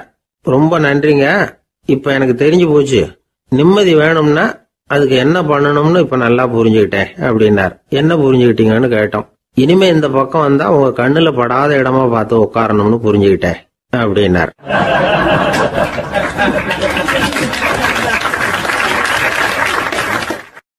ஒரு சன்னியாசி, அவரு ஒரு நாள் ஒரு கனவு கண்டாராம். அந்த கனவுல அவர் சொர்க்கத்துக்கு போறார். அங்க ஒரு பெரிய திருவிழா நடந்துகிட்டு இருக்குது. எங்க பார்த்தாலும் அலங்கார வளைவுகள், வண்ணமயமான விளக்குகள், பாதைகள் பூரா மலர்கள், எல்லா கட்டடங்களும் ஒளிமயம். அவ்வளவு கோலாகலமா பிரம்மாண்டமா அந்த திருவிழா நடந்துகிட்டு இருக்குது. அது என்ன திருவிழாங்கிறது இந்த சன்னியாசிக்கு புரியல. அங்க எதிரில் வந்துகிட்டு இருந்த ஒருத்தரை நிறுத்தி, என்ன விசேஷம் இங்க அப்படின்னு விசாரிச்சாராம். உனக்கு தெரியாத விஷயம், இன்னைக்கு இறைவனுக்கு பிறந்த நாள், அதை தான் எல்லாரும் சேர்ந்து கொண்டாடுறோம். இதுக்காக பிரம்மாண்டமான ஊர்வலம் ஒன்று வரப்போகுது, இறைவனே அந்த ஊர்வலத்தில் கலந்துக்கிறார் அப்படின்னார் அவர். உடனே அந்த சன்னியாசி ஒரு மரத்து நிழல்ல ஒதுங்கி நின்றுக்கிட்டார். ஊர்வலம் வந்துகிட்டு இருக்குது. முதல்ல ஒரு குதிரை வந்துகிட்டு இருக்கு, அது மேலே ஒருத்தர் உட்காந்துருக்கிறார். அவருக்கு பின்னாடி நிறைய பேர் கூட்டமாக வந்துகிட்டு இருக்கிறாங்க. இவ்வளவு கூட்டம் இவர் பின்னாடி வருதே, யார் இவர் அப்படின்னு கேட்டார். ஒரு மதத்தின் பெயரை சொல்லி, இவர் அந்த மதத்தின் தலைவர், அவரை பின்பற்றுகிற மக்கள் கூட்டம் பின்னாடி வந்துகிட்டு இருக்குது அப்படின்னு விவரம் சொல்லியிருக்கிறாங்க. இவங்களுக்கு அடுத்தபடியா இன்னொரு குதிரையில் ஒருத்தர் வந்துகிட்டு இருக்கிறார். அவருக்கு பின்னாடி ஏகப்பட்ட கூட்டம். இவர் யாருங்க அப்படின்னு கேட்டிருக்காரு சன்னியாசி. அங்கே இருக்கிறவங்க விவரம் சொல்லியிருக்கிறாங்க. இன்னொரு மதத்தின் பெயரை சொல்லி, இவர் அந்த மதத்தினுடைய தலைவர், அவர் வழியை பின்பற்றுகிறவர்கள் அவர் பின்னாடி கூட்டமாக வந்துகிட்டு இருக்கிறாங்க அப்படின்னு இருக்காங்க. இப்படி ஒவ்வொருத்தராக குதிரை மேலே வந்துக்கிட்டே இருக்கிறாங்க. அவங்கள பின்பற்றியும் ஒவ்வொரு கூட்டம் வந்துக்கிட்டே இருக்குது. அந்த பெரிய ஊர்வலம் அது பாட்டுக்கு போய்கிட்டு இருக்குது. கடைசியாக அது முடிஞ்சது ரொம்ப நேரம் கழித்து. அதுக்கப்புறம் கொஞ்சம் நேரம் கழித்து ஒரு வயசான ஆள் குதிரை மேலே வந்துக்கிட்டு இருக்கிறார். ஆனால் அவருக்கு பின்னாடி யாருமே இல்லை. அவர் பரிதாபமாக தனியாக வந்துக்கிட்டு இருக்கிறார். அவர் அந்த ஊர்வலத்தை சேர்ந்தவரா இல்லையாங்கிறதே தெரியல. இவர் யார், இவர் ஏன் இப்படி தனியாக வந்துக்கிட்டு இருக்கிறார் அப்படின்னு கேட்டிருக்கார் அந்த சன்னியாசி. என்னது இப்படி கேட்குறீங்க? இவர் தான் கடவுள். இவருக்காக தான் இன்னைக்கு இந்த ஊர்வலமே நடக்குது. இவருக்கு தான் இன்னைக்கு பிறந்த நாள். முன்னாடி போகிற ஊர்வலம் பூரா இவருடைய பிறந்த நாளை கொண்டாடுறதுக்காக தான் அப்படின்ட்டுருக்காங்க. இதை கேட்டதும் அந்த சன்னியாசிக்கு திடுக்குன்னு தூக்கி போட்டிருக்கு. இது வரைக்கும் கனவு கண்டுகிட்டு இருந்தவர் முடிச்சுக்கிட்டார். அதுக்கப்புறம் தான் யோசித்து பார்த்துருக்கார். உண்மைதான், மக்கள் எல்லாரும் வந்து பக்தி மார்க்கத்தில் போகிறதா நினச்சிக்கிட்டு பாதம் மாறி போயிட்டு இருக்கிறாங்க. கடவுளை பின்பற்றுவதாக நினைக்கிறாங்க பக்தர்கள். ஆனால் கடவுளுக்கு பின்னாடி யாருமே இல்லை. இன்னமும் இயல்பாக இதை பற்றி யோசித்து பார்த்தா உண்மைக்கு பின்னாடி தான் நான் போய்கிட்டு இருக்கேன் அப்படின்னு நிறைய பேர் சொல்கிறாங்க. ஆனால் அந்த உண்மை வந்து அனாதையாக போய்கிட்டு இருக்குது. அப்படி ஆயிட்டுது உலகம். இந்த காலத்துலேயும் ஒரு ஊர்வலம். ஒரு பெரிய மனுஷருக்கு பிறந்த நாள் விழா. அவர் குதிரை மேலே ஏறி முன்னாடி போயிட்டு இருக்கிறார். அவருக்கு பின்னாடி ஒரு 100 பேர் தொண்டர்கள் அவங்க பாட்டுக்கு போகிறாங்க. எல்லாம் பணம் கொடுத்து ஏற்பாடு பண்ணவங்க. எல்லாம் பணம் வாங்கிட்டு முன்னாடி போயிட்டுருக்குறாங்க. கொஞ்சம் தூரம் நடந்ததும் கால் வலிக்க ஆரம்பிச்சுட்டுது. ஒவ்வொருத்தரும் அப்படியே ஒதுங்க ஆரம்பிச்சிட்டாங்க. அதான் முன்னாடியே பணம் கிடச்சிட்டுதே, இனிமேல் ஒதுங்கினா என்னன்னு ஒதுங்கிட்டாங்க. ஒரு கட்டத்தில் குதிரையில் போகிறவர் தற்செயலாக திரும்பி பார்க்குறாரு. பின்னாடி யாருமே இல்லை. எல்லாரும் ஓடி போயிட்டாங்க. ஒரே ஒரு ஆள் மட்டும் ரொம்ப விசுவாசமாக பின்னாடி நடந்து வந்துக்கிட்டு இருந்தான். ஏன்ப்பா நீ மட்டும் வந்துக்கிட்டு இருக்கிறியே, நீ வீட்டுக்கு போகலையான்னு கேட்டிருக்காரு அவர்.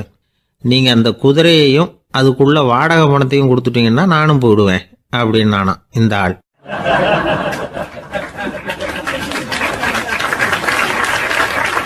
ஒரு ஊரில் ஒரு ஆள் இருந்தான்.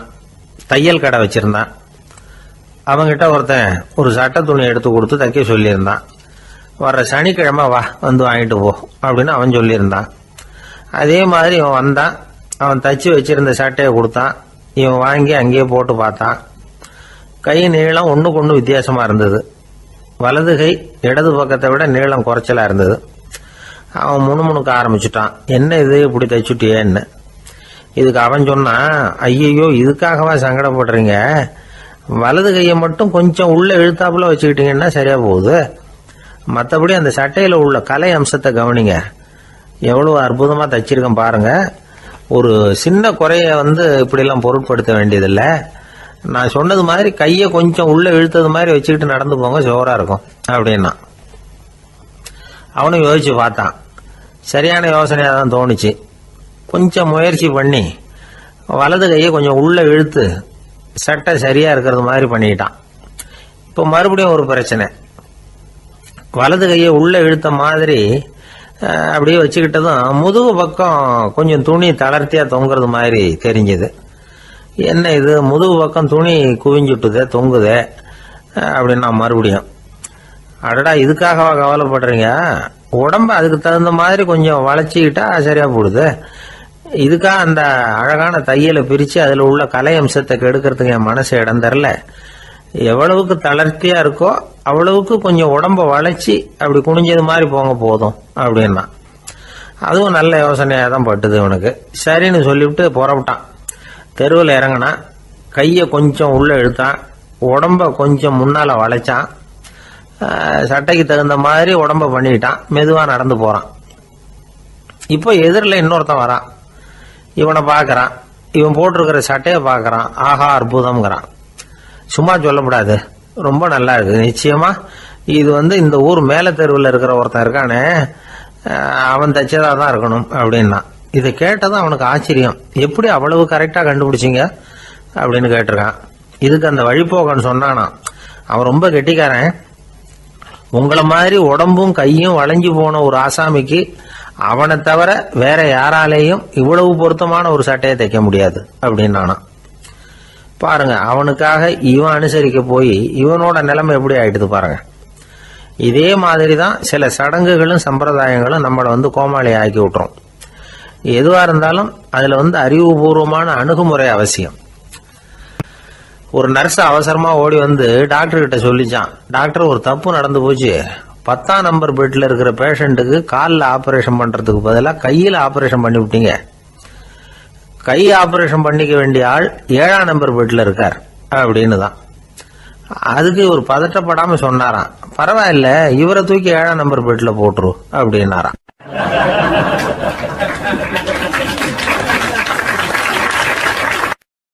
ஒரு ஊர்ல ஒருத்தர் இருந்தார், ரொம்ப நல்லவர். யாருக்காவது ஏதாவது கொடுத்துக்கிட்டே இருப்பார், கொடையாளி. தினமும் யாராவது ஒருத்தருக்கு ஏதாவது கொடுக்கலன்னா அவருக்கு தூக்கம் வராது, அப்படி ஒரு பழக்கம். அது மட்டும் இல்லை, அவர் கொடுக்கறது அடுத்தவங்களுக்கு தெரியாது, அவ்வளவு ரகசியமா அதை கொடுப்பார். வலது கை கொடுக்கறது இடது கைக்கு தெரியக்கூடாதுன்னு சொல்லுவாங்கல்ல, அது மாதிரி அவர். ஒரு நாள் ராத்திரி அவர் ஏற்கனவே தயாரா கட்டி வச்சிருந்த பணம் முடிச்ச கையில் எடுத்துக்கிட்டு வீட்டை விட்டு வெளியில வந்தார். தெருவில் இறங்கி நடந்தார். இன்னைக்கு யாருக்கு தர்மம் செய்யறது அப்படின்னு யோசனை பண்ணிட்டு இருட்டில் நடந்து வந்துகிட்டு இருக்கிறார். யாரோ ஒருத்தர் எதிரில் வர்றது மாதிரி தெரிஞ்சுது. உடனே அவர் கிட்ட போனார். தன்கிட்ட இருந்த பணம் முடிச்சு அவசரமா அவர் கையில திணிச்சுட்டு திரும்பி வந்துட்டார். அப்பாடா, ஒரு வழியா யாருக்கும் தெரியாம இன்னைக்கு தர்மம் பண்ணியாச்சு அப்படிங்கிற மகிழ்ச்சி, மன நிறைவு அவர் முகத்துல. நிம்மதியா தூங்கினார். அப்புறம் எழுந்திரிச்சார். மறுநாள் காலையில ஊரு பூரா ஒரே பேச்சு. என்ன பேச்சுன்னா, நேற்று ராத்திரி ஒரு திருடன் கையில யாரோ பணத்தை கொடுத்துட்டு போயிருக்கிறாங்க அப்படின்னு எல்லாரும் பேசிக்கிட்டு இருக்கிறாங்க. இதை கேள்விப்பட்டதும் அந்த பெரியவருக்கு ரொம்ப வருத்தமா போச்சு. அடடா, போயும் ஒரு திருடனுக்கா உதவி பண்ணியிருக்கிறோம், பிரயோஜனம் இல்லாம போட்டுதே அப்படின்னு நினைச்சார். சரி, இன்னைக்கும் யாருக்காவது உதவி பண்ணணும் அப்படின்னு முடிவு பண்ணினார். ராத்திரி நேரம் வந்தது. இவர் வழக்கம் போல தெருவில் இறங்கி நடந்தார். கையில பணம் முடிச்சு. எதிரில் ஒரு பெண் உருவம் மங்கலா தெரிஞ்சது. இவர் உடனே அந்த பெண் கிட்ட பணத்தை கொடுத்துட்டு திருப்தியா திரும்பி வந்துட்டார். மறுநாள் காலையில ஊர் பூரா என்ன பேசிக்கிட்டாங்க தெரியுமா?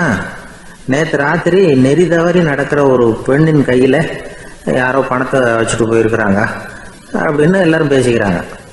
அடடா, இன்னைக்கும் தவறுதலா நடந்து போச்சு அப்படின்னு ஒரு வருத்தப்பட்டார். இருக்கட்டும், இன்னைக்கும் ஏதாவது தர்மம் பண்ணுவோம் அப்படின்னு நினைச்சுக்கிட்டாரு. 3வது நாள் ராத்திரியும் புறப்பட்டார். இப்பவும் எதிரில் ஒருத்தர் வந்தார். இவர் பணத்தை கொடுத்தார், திரும்பி வந்துட்டார். மறுநாள் மக்கள் என்ன பேசிக்கிட்டாங்கன்னா, நேற்று ராத்திரி ஒரு செல்வந்தர் கையில யாரோ பணத்தை கொடுத்துட்டு போயிருக்கிறாங்க அப்படின்னு பேசிக்கிட்டாங்களாம். அவருக்கு ரொம்ப வருத்தமா போட்டுது. என்ன இது தினம் இப்படி ஆகிட்டு இருக்குதே அப்படின்னு நினைச்சுக்கிட்டே படுத்து தூங்கினார். அன்னைக்கு ராத்திரி ஒரு கனவு. அந்த கனவுல இறைவன் வந்து சொன்னாராம், இதை பாருப்பா, நீ கொடுத்த தர்மம் வீணா போயிடல. உன்கிட்ட பணம் வாங்கின அந்த திருடன் திருந்திட்டான், அந்த பொண்ணும் திருந்திட்டா, அந்த செல்வந்தனும் கொடையாளி ஆயிட்டான், எல்லாருக்கும் உதவி பண்ண ஆரம்பிச்சுட்டான் அப்படின்னு சொன்னாராம். இந்த கதையை சொன்னவர் யாருன்னா நபிகள் நாயகம். இதுல உள்ள கருத்து என்னன்னா, நல்ல மனசோட தர்மம் பண்ணுனா அது வீணா போறதில்லை. இன்னொரு கருத்து, தர்மம் வந்து தன்னை மட்டுமல்ல அடுத்தவங்களையும் தீமையிலிருந்து காப்பாற்றும். இதுதான் நாம புரிஞ்சுக்க வேண்டியது. இந்த காலத்திலயும் இது மாதிரி சில சம்பவங்கள் நடக்கிறது உண்டு. ஒரு பெரியவர் இருட்டில் நடந்து வந்துகிட்டு இருந்தாரு. எதிரில் வந்த ஒருத்தன் வலு கட்டாயமா ஒரு கையை பிடிச்சி ஒரு பண முடிப்பை கொடுத்து வச்சுக்க சொல்லிவிட்டு விலகி போயிட்டான். பெரியவருக்கு ஆச்சரியம், இந்த காலத்திலயும் இப்படி வலது கை கொடுக்கறது இடது கைக்கு தெரியக்கூடாதுன்னு நினைக்கிற கொடையாளிகள் உண்டு போல இருக்கு அப்படின்னு யோசனை பண்ணிக்கிட்டே நடந்தார். கொஞ்ச தூரம் போயிருப்பாரு. அதுக்குள்ள அதே ஆள் திரும்பி வந்தான். கொடுத்த பண முடிப்பை திருப்பி கொடுங்க அப்படின்னு கேட்டு வாங்கிட்டான். இவருக்கு ஒன்றும் புரியல. ஏன் இப்படி பண்றேன்னார். அது ஒன்றும் இல்லைங்க, கொஞ்ச நேரம் இதை உங்ககிட்ட கொடுத்து வச்சிருந்தேன், அவ்வளவுதான் அப்படின்னா. ஏன்னு கேட்டார். என்னை பின்னாடி போலீஸ் தேடிக்கிட்டு வந்துகிட்டு இருக்குது, அதுதான் அப்படி பண்ணேன், இப்போ போயிட்டுது, இனிமே ஒன்றும் பயம் இல்லை அப்படின்னு சொல்லிவிட்டு அவன் பாட்டுக்கு நடந்து போறான்.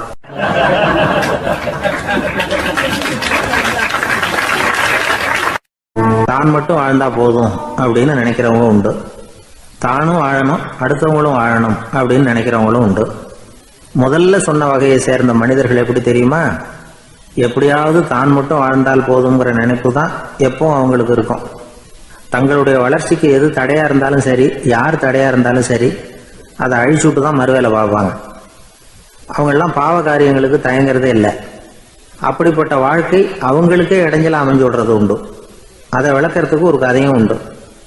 ஒரு ஊர்ல அப்படிப்பட்ட ஆள் ஒருத்தன் இருந்திருக்கான். நிறைய பாவங்களை செஞ்சவன். அதன் காரணமா நரகப்படுகொழியில விழுந்துட்டான். நரகப்படுகுழிங்கிறது ஒரு பெரிய கிணறு மாதிரி. ஏற்கனவே பாவம் செஞ்சவங்க நிறைய பேர் அதில் விழுந்து கிடக்குறாங்க.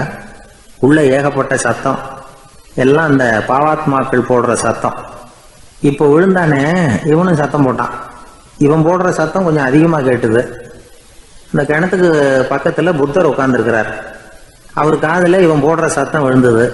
உடனே அந்த கிணத்தடிக்கு போனார். குனிஞ்சு பார்த்தார். சாமி என்னை காப்பாத்துங்க அப்படின்னு கத்தனா இவன். புத்தர் அவனை கொஞ்சம் கவனிச்சு பார்த்தார். மனித சமுதாயத்துக்கு அவன் என்னென்ன கெடுதல் பண்ணியிருக்கிறாங்கிற விவரம்லாம் அவர் மனக்கண்ணில் தெரிஞ்சது. அவருக்கு எல்லாம் புரிஞ்சு போச்சு. இருந்தாலும் அவனை காப்பாத்துறதுக்கு ஏதாவது வழி உண்டா அப்படின்னு யோசிச்சார். அவன் தன்னுடைய வாழ்நாளில் ஏதாவது நல்லது செஞ்சிருக்கானா அப்படின்னு பார்த்தார். ஒரே ஒரு சமயம் அவன் தன்னுடைய காலடியில மிதிபட இருந்த சிலந்தியை மிதிக்காமல் தாண்டி போயிருக்கிறான். இந்த ஒரு காரியத்துக்காக அவனை கரையேற்ற முடியுமா அப்படின்னு நினைச்சார். அவ்வளவுதான். உடனே அவர் கையில ஒரு சிலந்தி வந்து உட்கார்ந்துதான். அதுகிட்ட இருந்து நூல் இழை வெளிவர ஆரம்பிச்சது. அந்த நூல் இழை கிணற்று ஆழம் வரைக்கும் அப்படியே நீண்டுகிட்டே போச்சான். புத்தர் பார்த்தார். இந்த நூலை பிடிச்சிக்கிட்டு மேலே ஏறி வா அப்படின்னார். என்னங்க சொல்றீங்க, இந்த சிலந்தி நூல் என்ன தாங்குமான்னு கத்தனான். எல்லாம் தாங்கும், அதை பிடிச்சிக்கிட்டு ஏறி வா அப்படின்னார். சந்தேகத்தோடவே அவன் அந்த நூல் இழைய பிடிச்சி இழுத்து பார்த்தா ரொம்ப வலுவா இருந்தது. அவனுக்கு ஆச்சரியம். அதை பிடிச்சிக்கிட்டே மெதுவாக மேலே ஏறி வர ஆரம்பிச்சிட்டான். பாதி தூரம் ஏறி வந்திருப்பான். அப்போ அவன் காலுக்கு கீழே ஏதோ சத்தம்.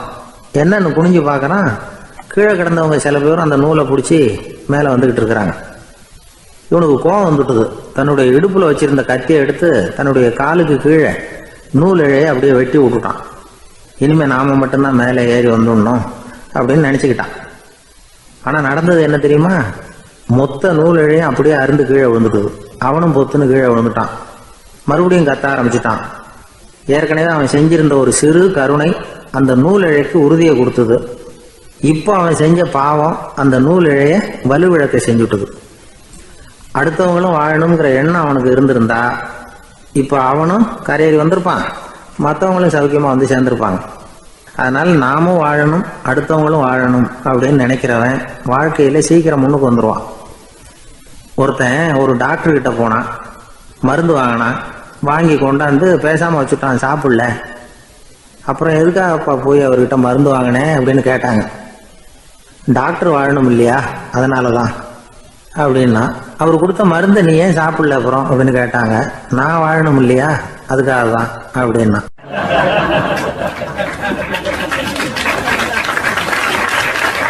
அவர் ஒரு பெரிய குடும்பத்துல பிறந்தவர். இருக்கிற சொத்துக்கள் எல்லாத்தையும் வாரி வழங்கி விட்டு காட்டுக்கு புறப்பட்டார் தவம் செய்யறதுக்காக. இருந்தது ஊராவும் கொடுத்துட்டார். இனிமே எதுவுமே இல்லை கொடுக்கறதுக்கு. அப்போ கடைசியா ஒருத்தன் வந்து கையை நீட்டினானா, ஐயா ஏதாவது கொடுங்கன்னு இருக்கான். அவர் பார்த்தார். கட்டி இருக்கிற வேட்டியை தவிர வேற எதுவுமே இல்லை. 8 முழம் பட்டு வேட்டி ஜரிகை கரையோடு இருக்குது. கடைசியா அதை தான் எடுத்துக்கிட்டு அவர் புறப்பட்டு இருக்கார். அவர் பார்த்தார். எதிரில் அவன் பரிதாபமா நின்றுட்டு இருக்கிறான். அந்த 8 முழ வேட்டியை 2ஆ கிழிச்சார். 4 முழத்தை அவங்ககிட்ட கொடுத்தாரு. மீதி 4 முழத்தை தன்னுடைய இடுப்புல கட்டிட்டு அவர் காட்டுக்கு போயிட்டார். இவன் என்ன பண்ணான் தெரியுமா? கையில கிடைச்ச 4 முழத்தை எடுத்துக்கிட்டு கடை வீதிக்கு போனான். பழைய பட்டு வேட்டி ஜருகை இதெல்லாம் விலைக்கு வாங்குற வணிகர் ஒருத்தர் இருக்கார். அவர்கிட்ட போனான். இதை விலைக்கு எடுத்துக்கிறீங்களா அப்படின்னு கேட்டிருக்கான். அவர் வாங்கி பார்த்துருக்கார். ஆஹா, இது ரொம்ப அருமையான வேட்டி, விலை உயர்ந்த ஜருகை, இது ஏது உனக்கு அப்படின்னு கேட்டாரான். அவன் நடந்தது சொல்லியிருக்கான். அப்படின்னா ஒன்று செய்ய, இந்த வேட்டியோட இன்னொரு பாதியையும் மெதுவாக வாங்கிட்டு வந்துரு, உனக்கு நிறைய பணம் தர்றேன் அப்படின்னாரான் அந்த வணிகர். இவன் கொஞ்சம் யோசனை பண்ணி பார்த்தான். கொஞ்சம் இருங்கத்தை வந்துடுறேன் அப்படின்னு சொல்லிவிட்டு நேராக காட்டுக்கு போனான். அவர் எங்கே இருக்காருன்னு தேடி கண்டுபிடிச்சான். அவர் ஒரு இடத்துல தவக்கோலத்தில் இருக்கிறார். கட்டியிருந்த இடவேட்டியும் அவர் அறியாமல் நழுவி கீழே விழுந்து கிடக்குது. இவனுக்கு ரொம்ப வசதியாக போச்சு. அவரை கேட்க வேண்டிய அவசியமே இல்லை. மெதுவாக சத்தம் போடாமல் அடி மேலே அடி வச்சு நெருங்கினான். அவர் கண்ணை மூடிக்கிட்டு அவர் பாட்டு நின்றுட்டு இருக்கிறார். இவன் மெதுவாக போய் கீழே கிடந்த அந்த துணியை எடுத்துக்கிட்டு சத்தம் போடாமல் திரும்பி நடந்தான். ஒரு 2-3 அடி எடுத்து வச்சிருப்பான். அப்படி ஓட ஆரம்பிக்கிற சமயத்தில் அவன் காலில் கீழே கிடந்த முள்ளு ஒன்று நறுக்குன்னு தச்சு விட்டுது. வலி தாங்க முடியாமல் அம்மான்னு கத்திருக்கான். இந்த சத்தத்தினால கண்ணை மூடி நின்றுகிட்டு இருந்த அவரோட தவம் கலைஞ்சது. மெல்ல கண்ணை திறந்து பார்க்கிறார். தன் இடையில இருந்த வேட்டி அவன் கையில் இருக்கு. இப்போ அவர் நினைக்கிறார், என்ன நினைக்கிறாருன்னா, இந்த வேட்டி மீது நான் வைத்த ஆசையல்லவா அவனை திருடனாக ஆக்கி விட்டது அப்படின்னு நினைச்சாராம். இந்த வேட்டி மேல நாம வச்ச ஆசை அவனை திருடும்படி ஆக்கி விட்டதே அப்படின்னு நினைச்சாராம். இது எப்பேற்பட்ட மனநிலை அப்படிங்கிறத கொஞ்சம் யோசனை பண்ணி பாருங்க. தான் ஒரு பொருள் மேல வச்ச பற்று இன்னொரு மனிதன் திருடனாக ஆகிறதுக்கு காரணம் ஆயிட்டுதேன்னு நினைக்கிறார். அப்படி நினைச்ச அந்த பெரியவர் யார் தெரியுமா? அவர் தான் மகாவீரர். இழந்துட்டேங்கிறிய, நீ என்னத்தை கொண்டுகிட்டு வந்த எங்க இழந்துடுறதுக்கு? நீ என்னத்தை உண்டாக்குன இது அழிஞ்சுட்டுதுன்னு சொல்றதுக்கு? இதுதான் அவருடைய சிந்தனை. இன்றைக்கு நம்ம சிந்தனையெல்லாம் வேற மாதிரி இருக்குது. ஒருத்தன் நடுத்தருவில் உட்காந்து அழுதுகிட்டு இருந்தான். அந்த வழியா வந்தவர் ஒருத்தர், ஏன்பா அழறேன்னு கேட்டாராம். 5 ரூபா சார், இந்த இடத்துல விழுந்துட்டுது, ரொம்ப நேரமா தேடுறேன், கிடைக்காது போல இருக்கு அப்படின்னு சொல்லிவிட்டு அழறான். எப்போ தொலைஞ்சதுன்னு கேட்டாராம் அவரு. அது எனக்கு தெரியாது சார், பணத்தை தொலைச்சவன் தேடி பார்த்துட்டு போயிட்டான், நான் அவனுக்கு பின்னாடி தேட வந்தவன் அப்படின்னு நானா இவன்.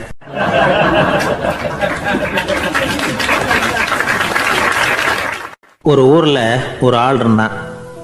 அவன் ஒரு நாள் கோயிலுக்கு போனான். கடவுள்கிட்ட வேண்டிக்கிட்டான், எனக்கு ஒரு 1,00,000 ரூபா நீ கொடுத்தா நான் உன் சன்னதியில் ஒரு தேங்காய் உடைக்கிறேன் அப்படின்னு வேண்டிக்கிட்டான். கடவுள் பார்த்தார். உடனே அவன் கண் முன்னாடி தோன்றினார். இந்தா நீ கேட்ட 1,00,000 ரூபாய் அப்படின்னு சொல்லி அவன் கையில் பணத்தை கொடுத்துட்டு மறைஞ்சிட்டார். இவனால் நம்பவே முடியல. இவ்வளவு சுலபமாக கிடைக்கும்னு தெரிஞ்சிருந்தா அனாவசியமாக ஒரு தேங்காய் உடைக்கிறேன்னு வேண்டியிருக்க வேண்டியது இல்லையே அப்படின்னு நினச்சான். இருந்தாலும் வேண்டுதலை நிறைவேற்ற வேண்டியது கடமை. அதுக்காக என்ன பண்ணால், பக்கத்தில் ஒரு கடைக்கு போனான். ஒரு தேங்காயை கையில் எடுத்தான். இது என்ன விலைன்னு கேட்டான். 5 ரூபான்னார் கடையில் இருந்தவர். அதிகமாக இருக்குதே விலைன்னா. அப்படின்னா ஒன்று செய்யுங்க, அடுத்த ஊருக்கு போங்க, அங்கே தென்னந்தோப்பு அதிகம், அதனால் அங்கே இதை விட குறைஞ்ச விலைக்கு கிடைக்கும் அப்படின்னார். சரின்னு அடுத்த ஊருக்கு கிளம்புனான். அங்கே போய் விசாரித்தான். ஒரு தேங்காய் 3 ரூபாய் விலைன்னாங்க. இதுவும் அதிகமாக தெரியுதேன்னா. அப்படின்னா ஒன்று செய்ய, அதோ அந்த ஆற்று ஓரமாக ஒரு தென்னை மரம் இருக்கு பார், அதில் நீயே ஏறி பறிச்சுக்கோ, ஒரு தேங்காய்க்கு 1 ரூபா கொடுத்தா போதும் அப்படின்னார் அந்த தோப்புக்கு சொந்தக்காரரு. இவனுக்கு மரம் ஏற தெரியாது, இருந்தாலும் ஆசை யாரை விட்டுது, விலை சல்லிசாக இருக்குதே. ஆற்று ஓரம் போனால் தட்டு தடுமாறி அந்த மரத்தில் ஏறினா அந்த தென்னை மரம் வளைஞ்சி ஆற்று பக்கம் போய் அப்புறம் நிமிர்ந்து இருந்தது. அதாவது மரத்தின் உச்சி சரியாக ஆற்றுக்கு நடுவில் இருந்தது. ஆற்றுல வெள்ளம் கரை புரண்டு ஓடிக்கிட்டு இருக்கு. இவன் கடவுள் கொடுத்த 1,00,000 ரூபாயை மடியில் வச்சு இறுக்கி கட்டிக்கிட்டான். உச்சிக்கு போய் காய் பறிக்கிற சமயத்தில் காற்று மழையும் பலமாக கலந்து அடிக்க ஆரம்பிச்சுட்டுது. கால் வழுக்கி விட்டுட்டுது. இவன் சடார்னு ஒரு தென்னை மட்டையை பிடிச்சிக்கிட்டு தொங்க ஆரம்பிச்சிட்டான். கீழே பயங்கரமான வெள்ளம், மடியில் 1,00,000 ரூபா பணம், என்ன செய்கிறதுன்னு தவிக்கிறான். இந்த சமயம் கரையில் ஒரு யானைப்பாகன் யானையை குளிப்பாட்டிக்கிட்டு இருக்கிறான். அது அவன் கண்ணில் பட்டுது. ஐயா ஒரு உதவின்னு கத்துனான். அவன் என்ன செய்யணும்னு கேட்டான். உன் யானையை மெதுவாக இங்கே அழைச்சிட்டு வா, எனக்கு நேராக கீழே நிறுத்து, என் காலை பிடிச்சி மெதுவாக கீழே இறக்கி விட்டுரு, என் மடியில் இருக்கிற பணத்தில் உனக்கு 10,000 ரூபா தரேன் அப்படின்னா. அவன் பார்த்தான்.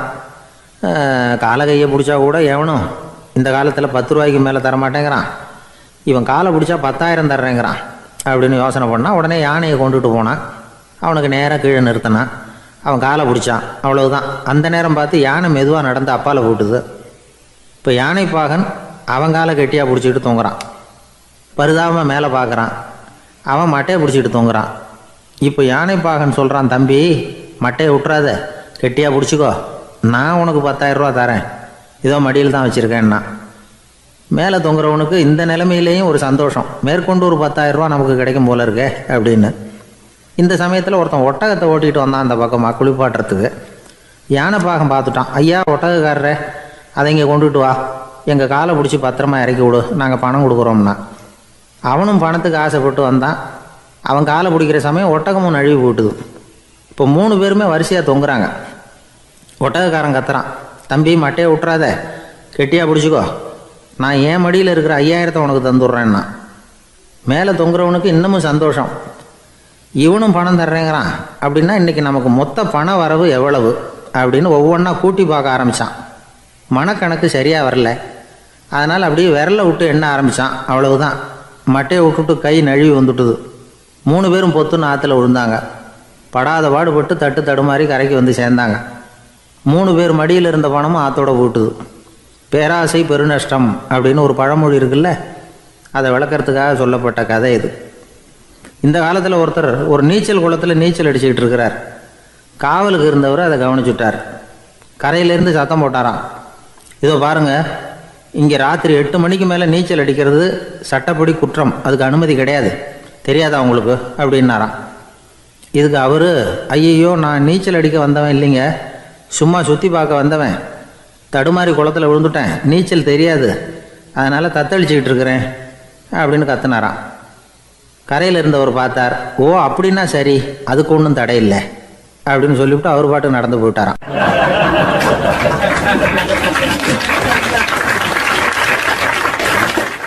நம்மள மாதிரி ஒரு ஆசாமி அவன் நம்மள மாதிரியே கற்பனை பண்ணான். அதாவது நாம தான் இந்த உலகத்துல ரொம்பவும் கஷ்டப்படுறோம், மற்றவங்க எல்லாம் சந்தோஷமா இருக்கிறாங்க அப்படின்னு அவன் நினைச்சுக்கிட்டான். அவன் ஒரு நாள் கடவுளை வேண்டிக்கிட்டானான், சுவாமி, இந்த உலகத்துல எவ்வளவோ பேர் இருக்கிறாங்க, ஒவ்வொருத்தருக்கும் ஒவ்வொரு விதமான கஷ்டம் இருக்கலாம், ஒத்துக்கிறேன், இருந்தாலும் எனக்கு அது கொஞ்சம் அதிகமா இருக்கிறது மாதிரி தெரியுது, அதனால நீங்க எனக்காக ஒரு சின்ன உதவி செஞ்சா போதும்.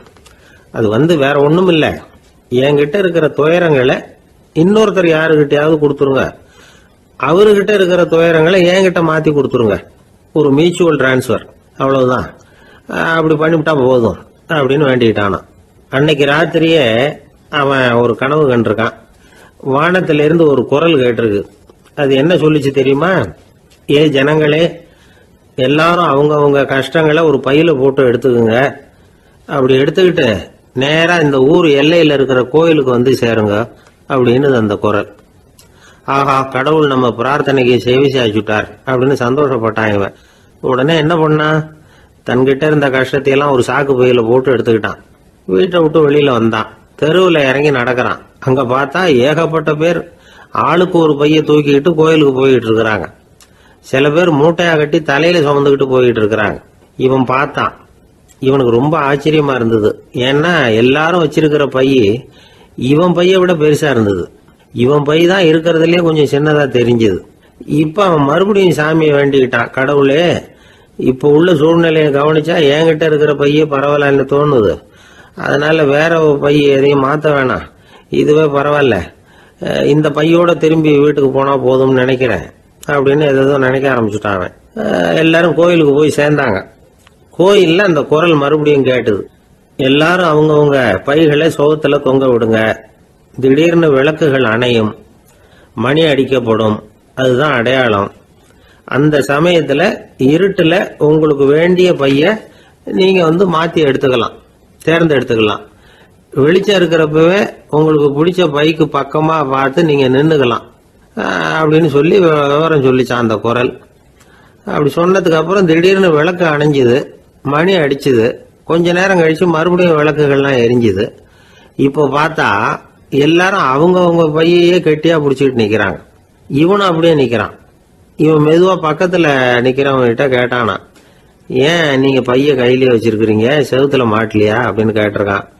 இல்லப்பா, நீ ஏன் கையிலேயே வச்சிருக்கிறியோ அதே காரணத்துக்காக தான் நாங்களும் வச்சிருக்கிறோம்.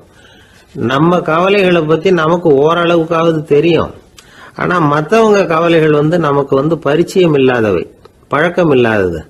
அதனால நமக்கு தெரிஞ்ச கவலைகளை சமாளிக்கிறது சுலபம். தெரியாததை சமாளிக்கணும்னா மறுபடியும் ஆரம்பத்தில இருந்து ஆரம்பிக்கணும். அதனால பழைய நண்பர்களோட வாழறது தான் மேல் அப்படின்னு ஆனான். அதுக்கப்புறம் அவன் தன்னோட பைய போதும்னு வீட்டுக்கு திரும்பி வந்துட்டானான். இது ஒரு பெரியவர் சொல்லி இருக்கிற கதை. அதனால நம்ம கிட்ட இருக்கிற கஷ்டங்கள் தான் பெருசு, அதை இன்னொருத்தங்கிட்ட கொடுத்துட்டு மாத்திக்கலாம் அப்படின்னு நினைக்கிறது தப்பு. இதே மாதிரி இன்னொரு சம்பவம். ஒரு ஊர்ல ஒரு நாள் ராத்திரி ஆகாயத்திலிருந்து கடவுள் குரல் கேக்குது. இந்த ஊர்ல இருக்கிற ஜனங்கள்லாம் கொஞ்சம் கவனிங்க, உங்களுக்கு ஒரு செய்தி. அதாவது இங்க இருக்கிற ஜனங்கள்லயே கொஞ்சம் கூட கவலையே இல்லாத ஆள் யாருன்னு எனக்கு தெரியணும். அதனால எல்லாரும் அவங்க கவலைகளை ஒரு பையில போட்டு எடுத்துக்கிட்டு கோயிலுக்கு வாங்க அப்படின்னாரு கடவுள். உடனே வரிசையா எல்லாரும் வர ஆரம்பிச்சாங்க. எல்லார் கையிலயும் பை இருந்தது, சின்னதும் பெருசுமா. கவலையே இல்லாத ஆள் யாருன்னு தேடினார் கடவுள். ஒரே ஒரு ஆள் மட்டும் கையில எதுவும் இல்லாம வெறும் கையை வீசிக்கிட்டு ரொம்ப ஜாலியா நடந்து வந்துகிட்டு இருந்தான். கடவுள் அவங்ககிட்ட போனார். ஏப்பா உனக்கு கவலையே இல்லையா அப்படின்னு கேட்டார். எனக்கும் சில கவலைகள்லாம் உண்டு அப்படின்னானா அவன். எங்க அதெல்லாம்னு கேட்டிருக்காரு கடவுள். பின்னாடி லாரியில வந்துகிட்டு இருக்கு அப்படின்னானா அவன்.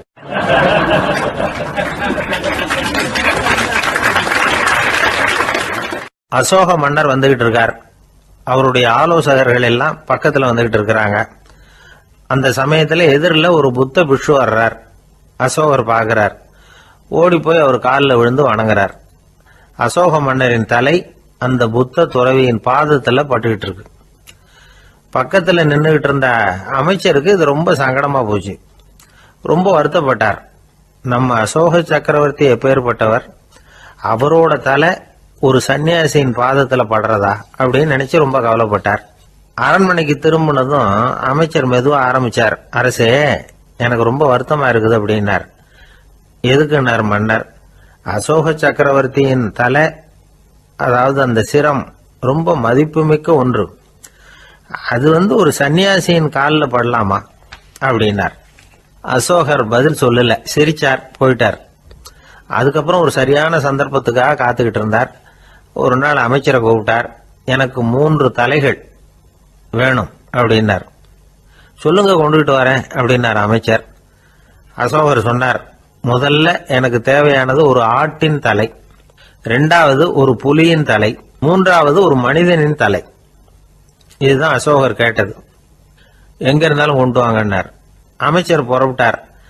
ஆட்டுத்தலை, புலித்தலை கிடைச்சிட்டுது.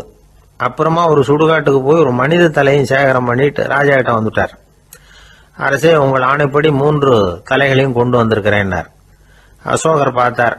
ரொம்ப நல்லது, இப்ப இது 3ஐயும் எடுத்துக்கிட்டு போய் சந்தையில வித்துட்டு வாங்க அப்படின்னார்.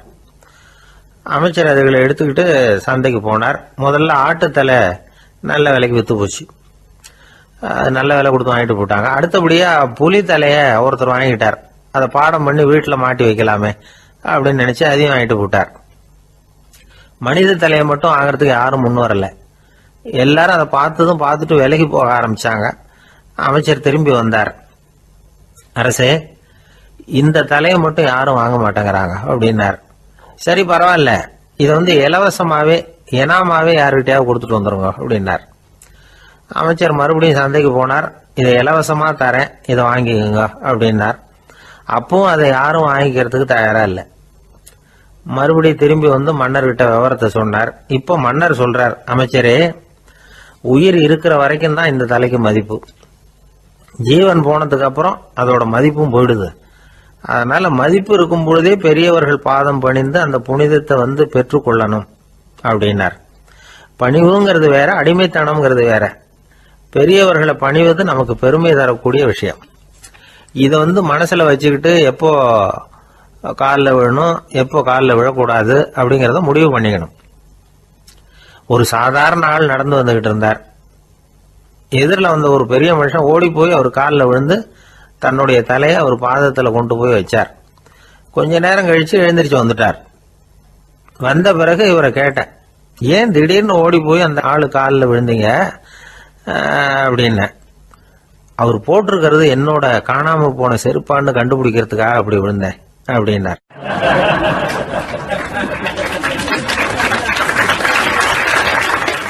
ஒரு காட்டுல ஒரு நரி இருந்தது.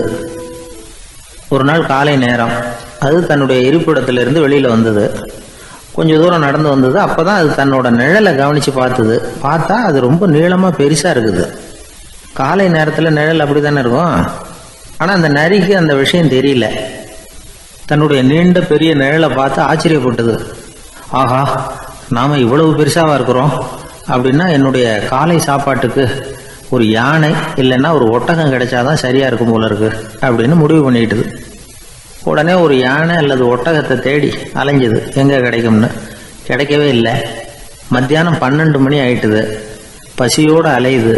இப்ப தன்னோட நிழலை பார்த்தது. அது மத்தியான நிழல் எப்படி இருக்கும், அது ரொம்பவும் குறுகி போய் தெரிஞ்சது. உடனே அந்த நரி என்ன நினைச்சுக்கிட்டு தான் தெரியுமா, காலை ஆகாரம் சாப்பிடாததுனால நம்ம உடம்பு இப்படி அழிச்சு போட்டுதே அப்படின்னு நினைச்சுக்கிட்டு தான். கொஞ்ச நேரம் கழிச்சு மறுபடியும் தன்னுடைய நிழலை பார்க்குது. அது இன்னமும் குறுகி போய் காலடியிலேயே வந்துட்டுது. அதுக்கு பயமா போயிடுது. ஐயோ இன்னும் கொஞ்ச நேரத்தில் நாம் இறந்துருவோம் போல இருக்க, இப்போ என்ன செய்யறது? இந்த சமயத்தில் ஒரு எறும்பு கிடைச்சா கூட போதும், அதை நம்ம காலை ஆகாரமாக நினச்சி சாப்பிட்டுள்ளாமே அப்படின்னு நினச்சிதான். நம்முடைய நிழல் கூட நம்மளை மாதிரியே தான் அடிக்கடி மாறிக்கிட்டே தான் இருக்குது. அது எப்பவும் ஒரே மாதிரி இருக்கிறது இல்லை. மனிதனுக்கு ஏற்படுகிற தன்முனைப்பு இருக்கு பாருங்க, ஈகோ, அது கூட ஒரு நிழல் மாதிரி தானா. அப்படி நினைக்க ஆரம்பிச்சுட்டா அதனால ஏதும் பிரச்சனை வராதான். தன்முனைப்பை நிழல் போலவே ஏற்றுக்கொள்ளுங்கள் அப்படிங்கிறது பெரியவங்க கருத்து. ஒரு காரியத்தை வெற்றிகரமாக நல்ல விதமாக செஞ்சு முடிக்கிறோம்னு வச்சுக்கோங்க, அந்த சமயத்தில் ஒரு வித நுட்பமான தற்பெருமை நமக்குள்ள உண்டாகுது. இது இயற்கையானது, அதனால இது மேலே பற்று வைக்கக்கூடாது. அப்படி வைக்க ஆரம்பிச்சுட்டா அந்த தற்பெருமை ஒரு நிரந்தர விருந்தாளியாக நம்மகிட்ட தங்கிக்கும். நம்ம நிழல் எப்படின்னு பாருங்க, நாம நடக்கும் பொழுது நம்ம பின்னாடியே வரும். தன்முனைப்பையும் அப்படியே நினைச்சுக்குங்க. நிழல் யாருக்கும் எந்த பிரச்சனையையும் உண்டாக்குறது இல்லை. ஆனால் அந்த நிழலை கண்டே நாம் பயப்பட ஆரம்பிச்சுட்டா நாம் எதுலேயும் வெற்றி காண முடியாது. நிழலோட சண்டை போடக்கூடாது. அது மாதிரி தன்முனைப்போடவும் நாம் சண்டை போட வேண்டியதில்லை. இல்லாத ஒன்றோடு சண்டை போடுறது எப்படின்னா, அது இருட்டோட சண்டை போடுறது மாதிரி. நாம் நிழல் கிடையாது, நம்ம கிட்ட இருக்கிற தன்முனைப்பு ஒரு நிழல். நம்ம நிழலையும் நமக்கு சமமா பார்க்குறோம் பாருங்க, அங்கதான் சிக்கலே ஆரம்பம். இப்போ நாம நடந்து போய்கிட்டு இருக்கிறோம், நம்ம நிழல் தரையில விழுது. யாரோ ஒருத்தர் நம்ம நிழல் மேல காலை வச்சு நடந்து போறார். உடனே அவர்கிட்ட சண்டைக்கா போறோம், ஏண்டா என் நிழலை மிதிச்ச அப்படின்னு. நமக்கு தெரியும் அது நிழல் தாங்கிறது. அவர் உங்க மேல நடக்கல, உங்களுடைய நிழல் மேலதான் நடக்கிறார். அது மாதிரி உங்க தன்முனைப்பின் மேல யாராவது நடந்தா உங்களை அவமானப்படுத்துறதா நினைக்கிறீங்க. காரணம், நாமளும் நம்ம தன்முனைப்பும் ஒண்ணுங்கிற நினைப்பு தான் காரணம், மற்றபடி வேற ஒன்றும் கிடையாது. நம்ம நிழல் மேல நடக்கிறவர் நம்மளை காயப்படுத்துறது இல்லை. தன்முனைப்பை வேண்டாத ஒன்னாவும் பார்க்க வேண்டியதில்லை. அது இயற்கை. நிழலை உங்க முன்னாடி வைக்க வேணாம், அது உங்க பின்னாடியே இருக்கட்டும். நிழலின் நிழலாகி விடாதீர்கள், நீங்கள் நீங்களாகவே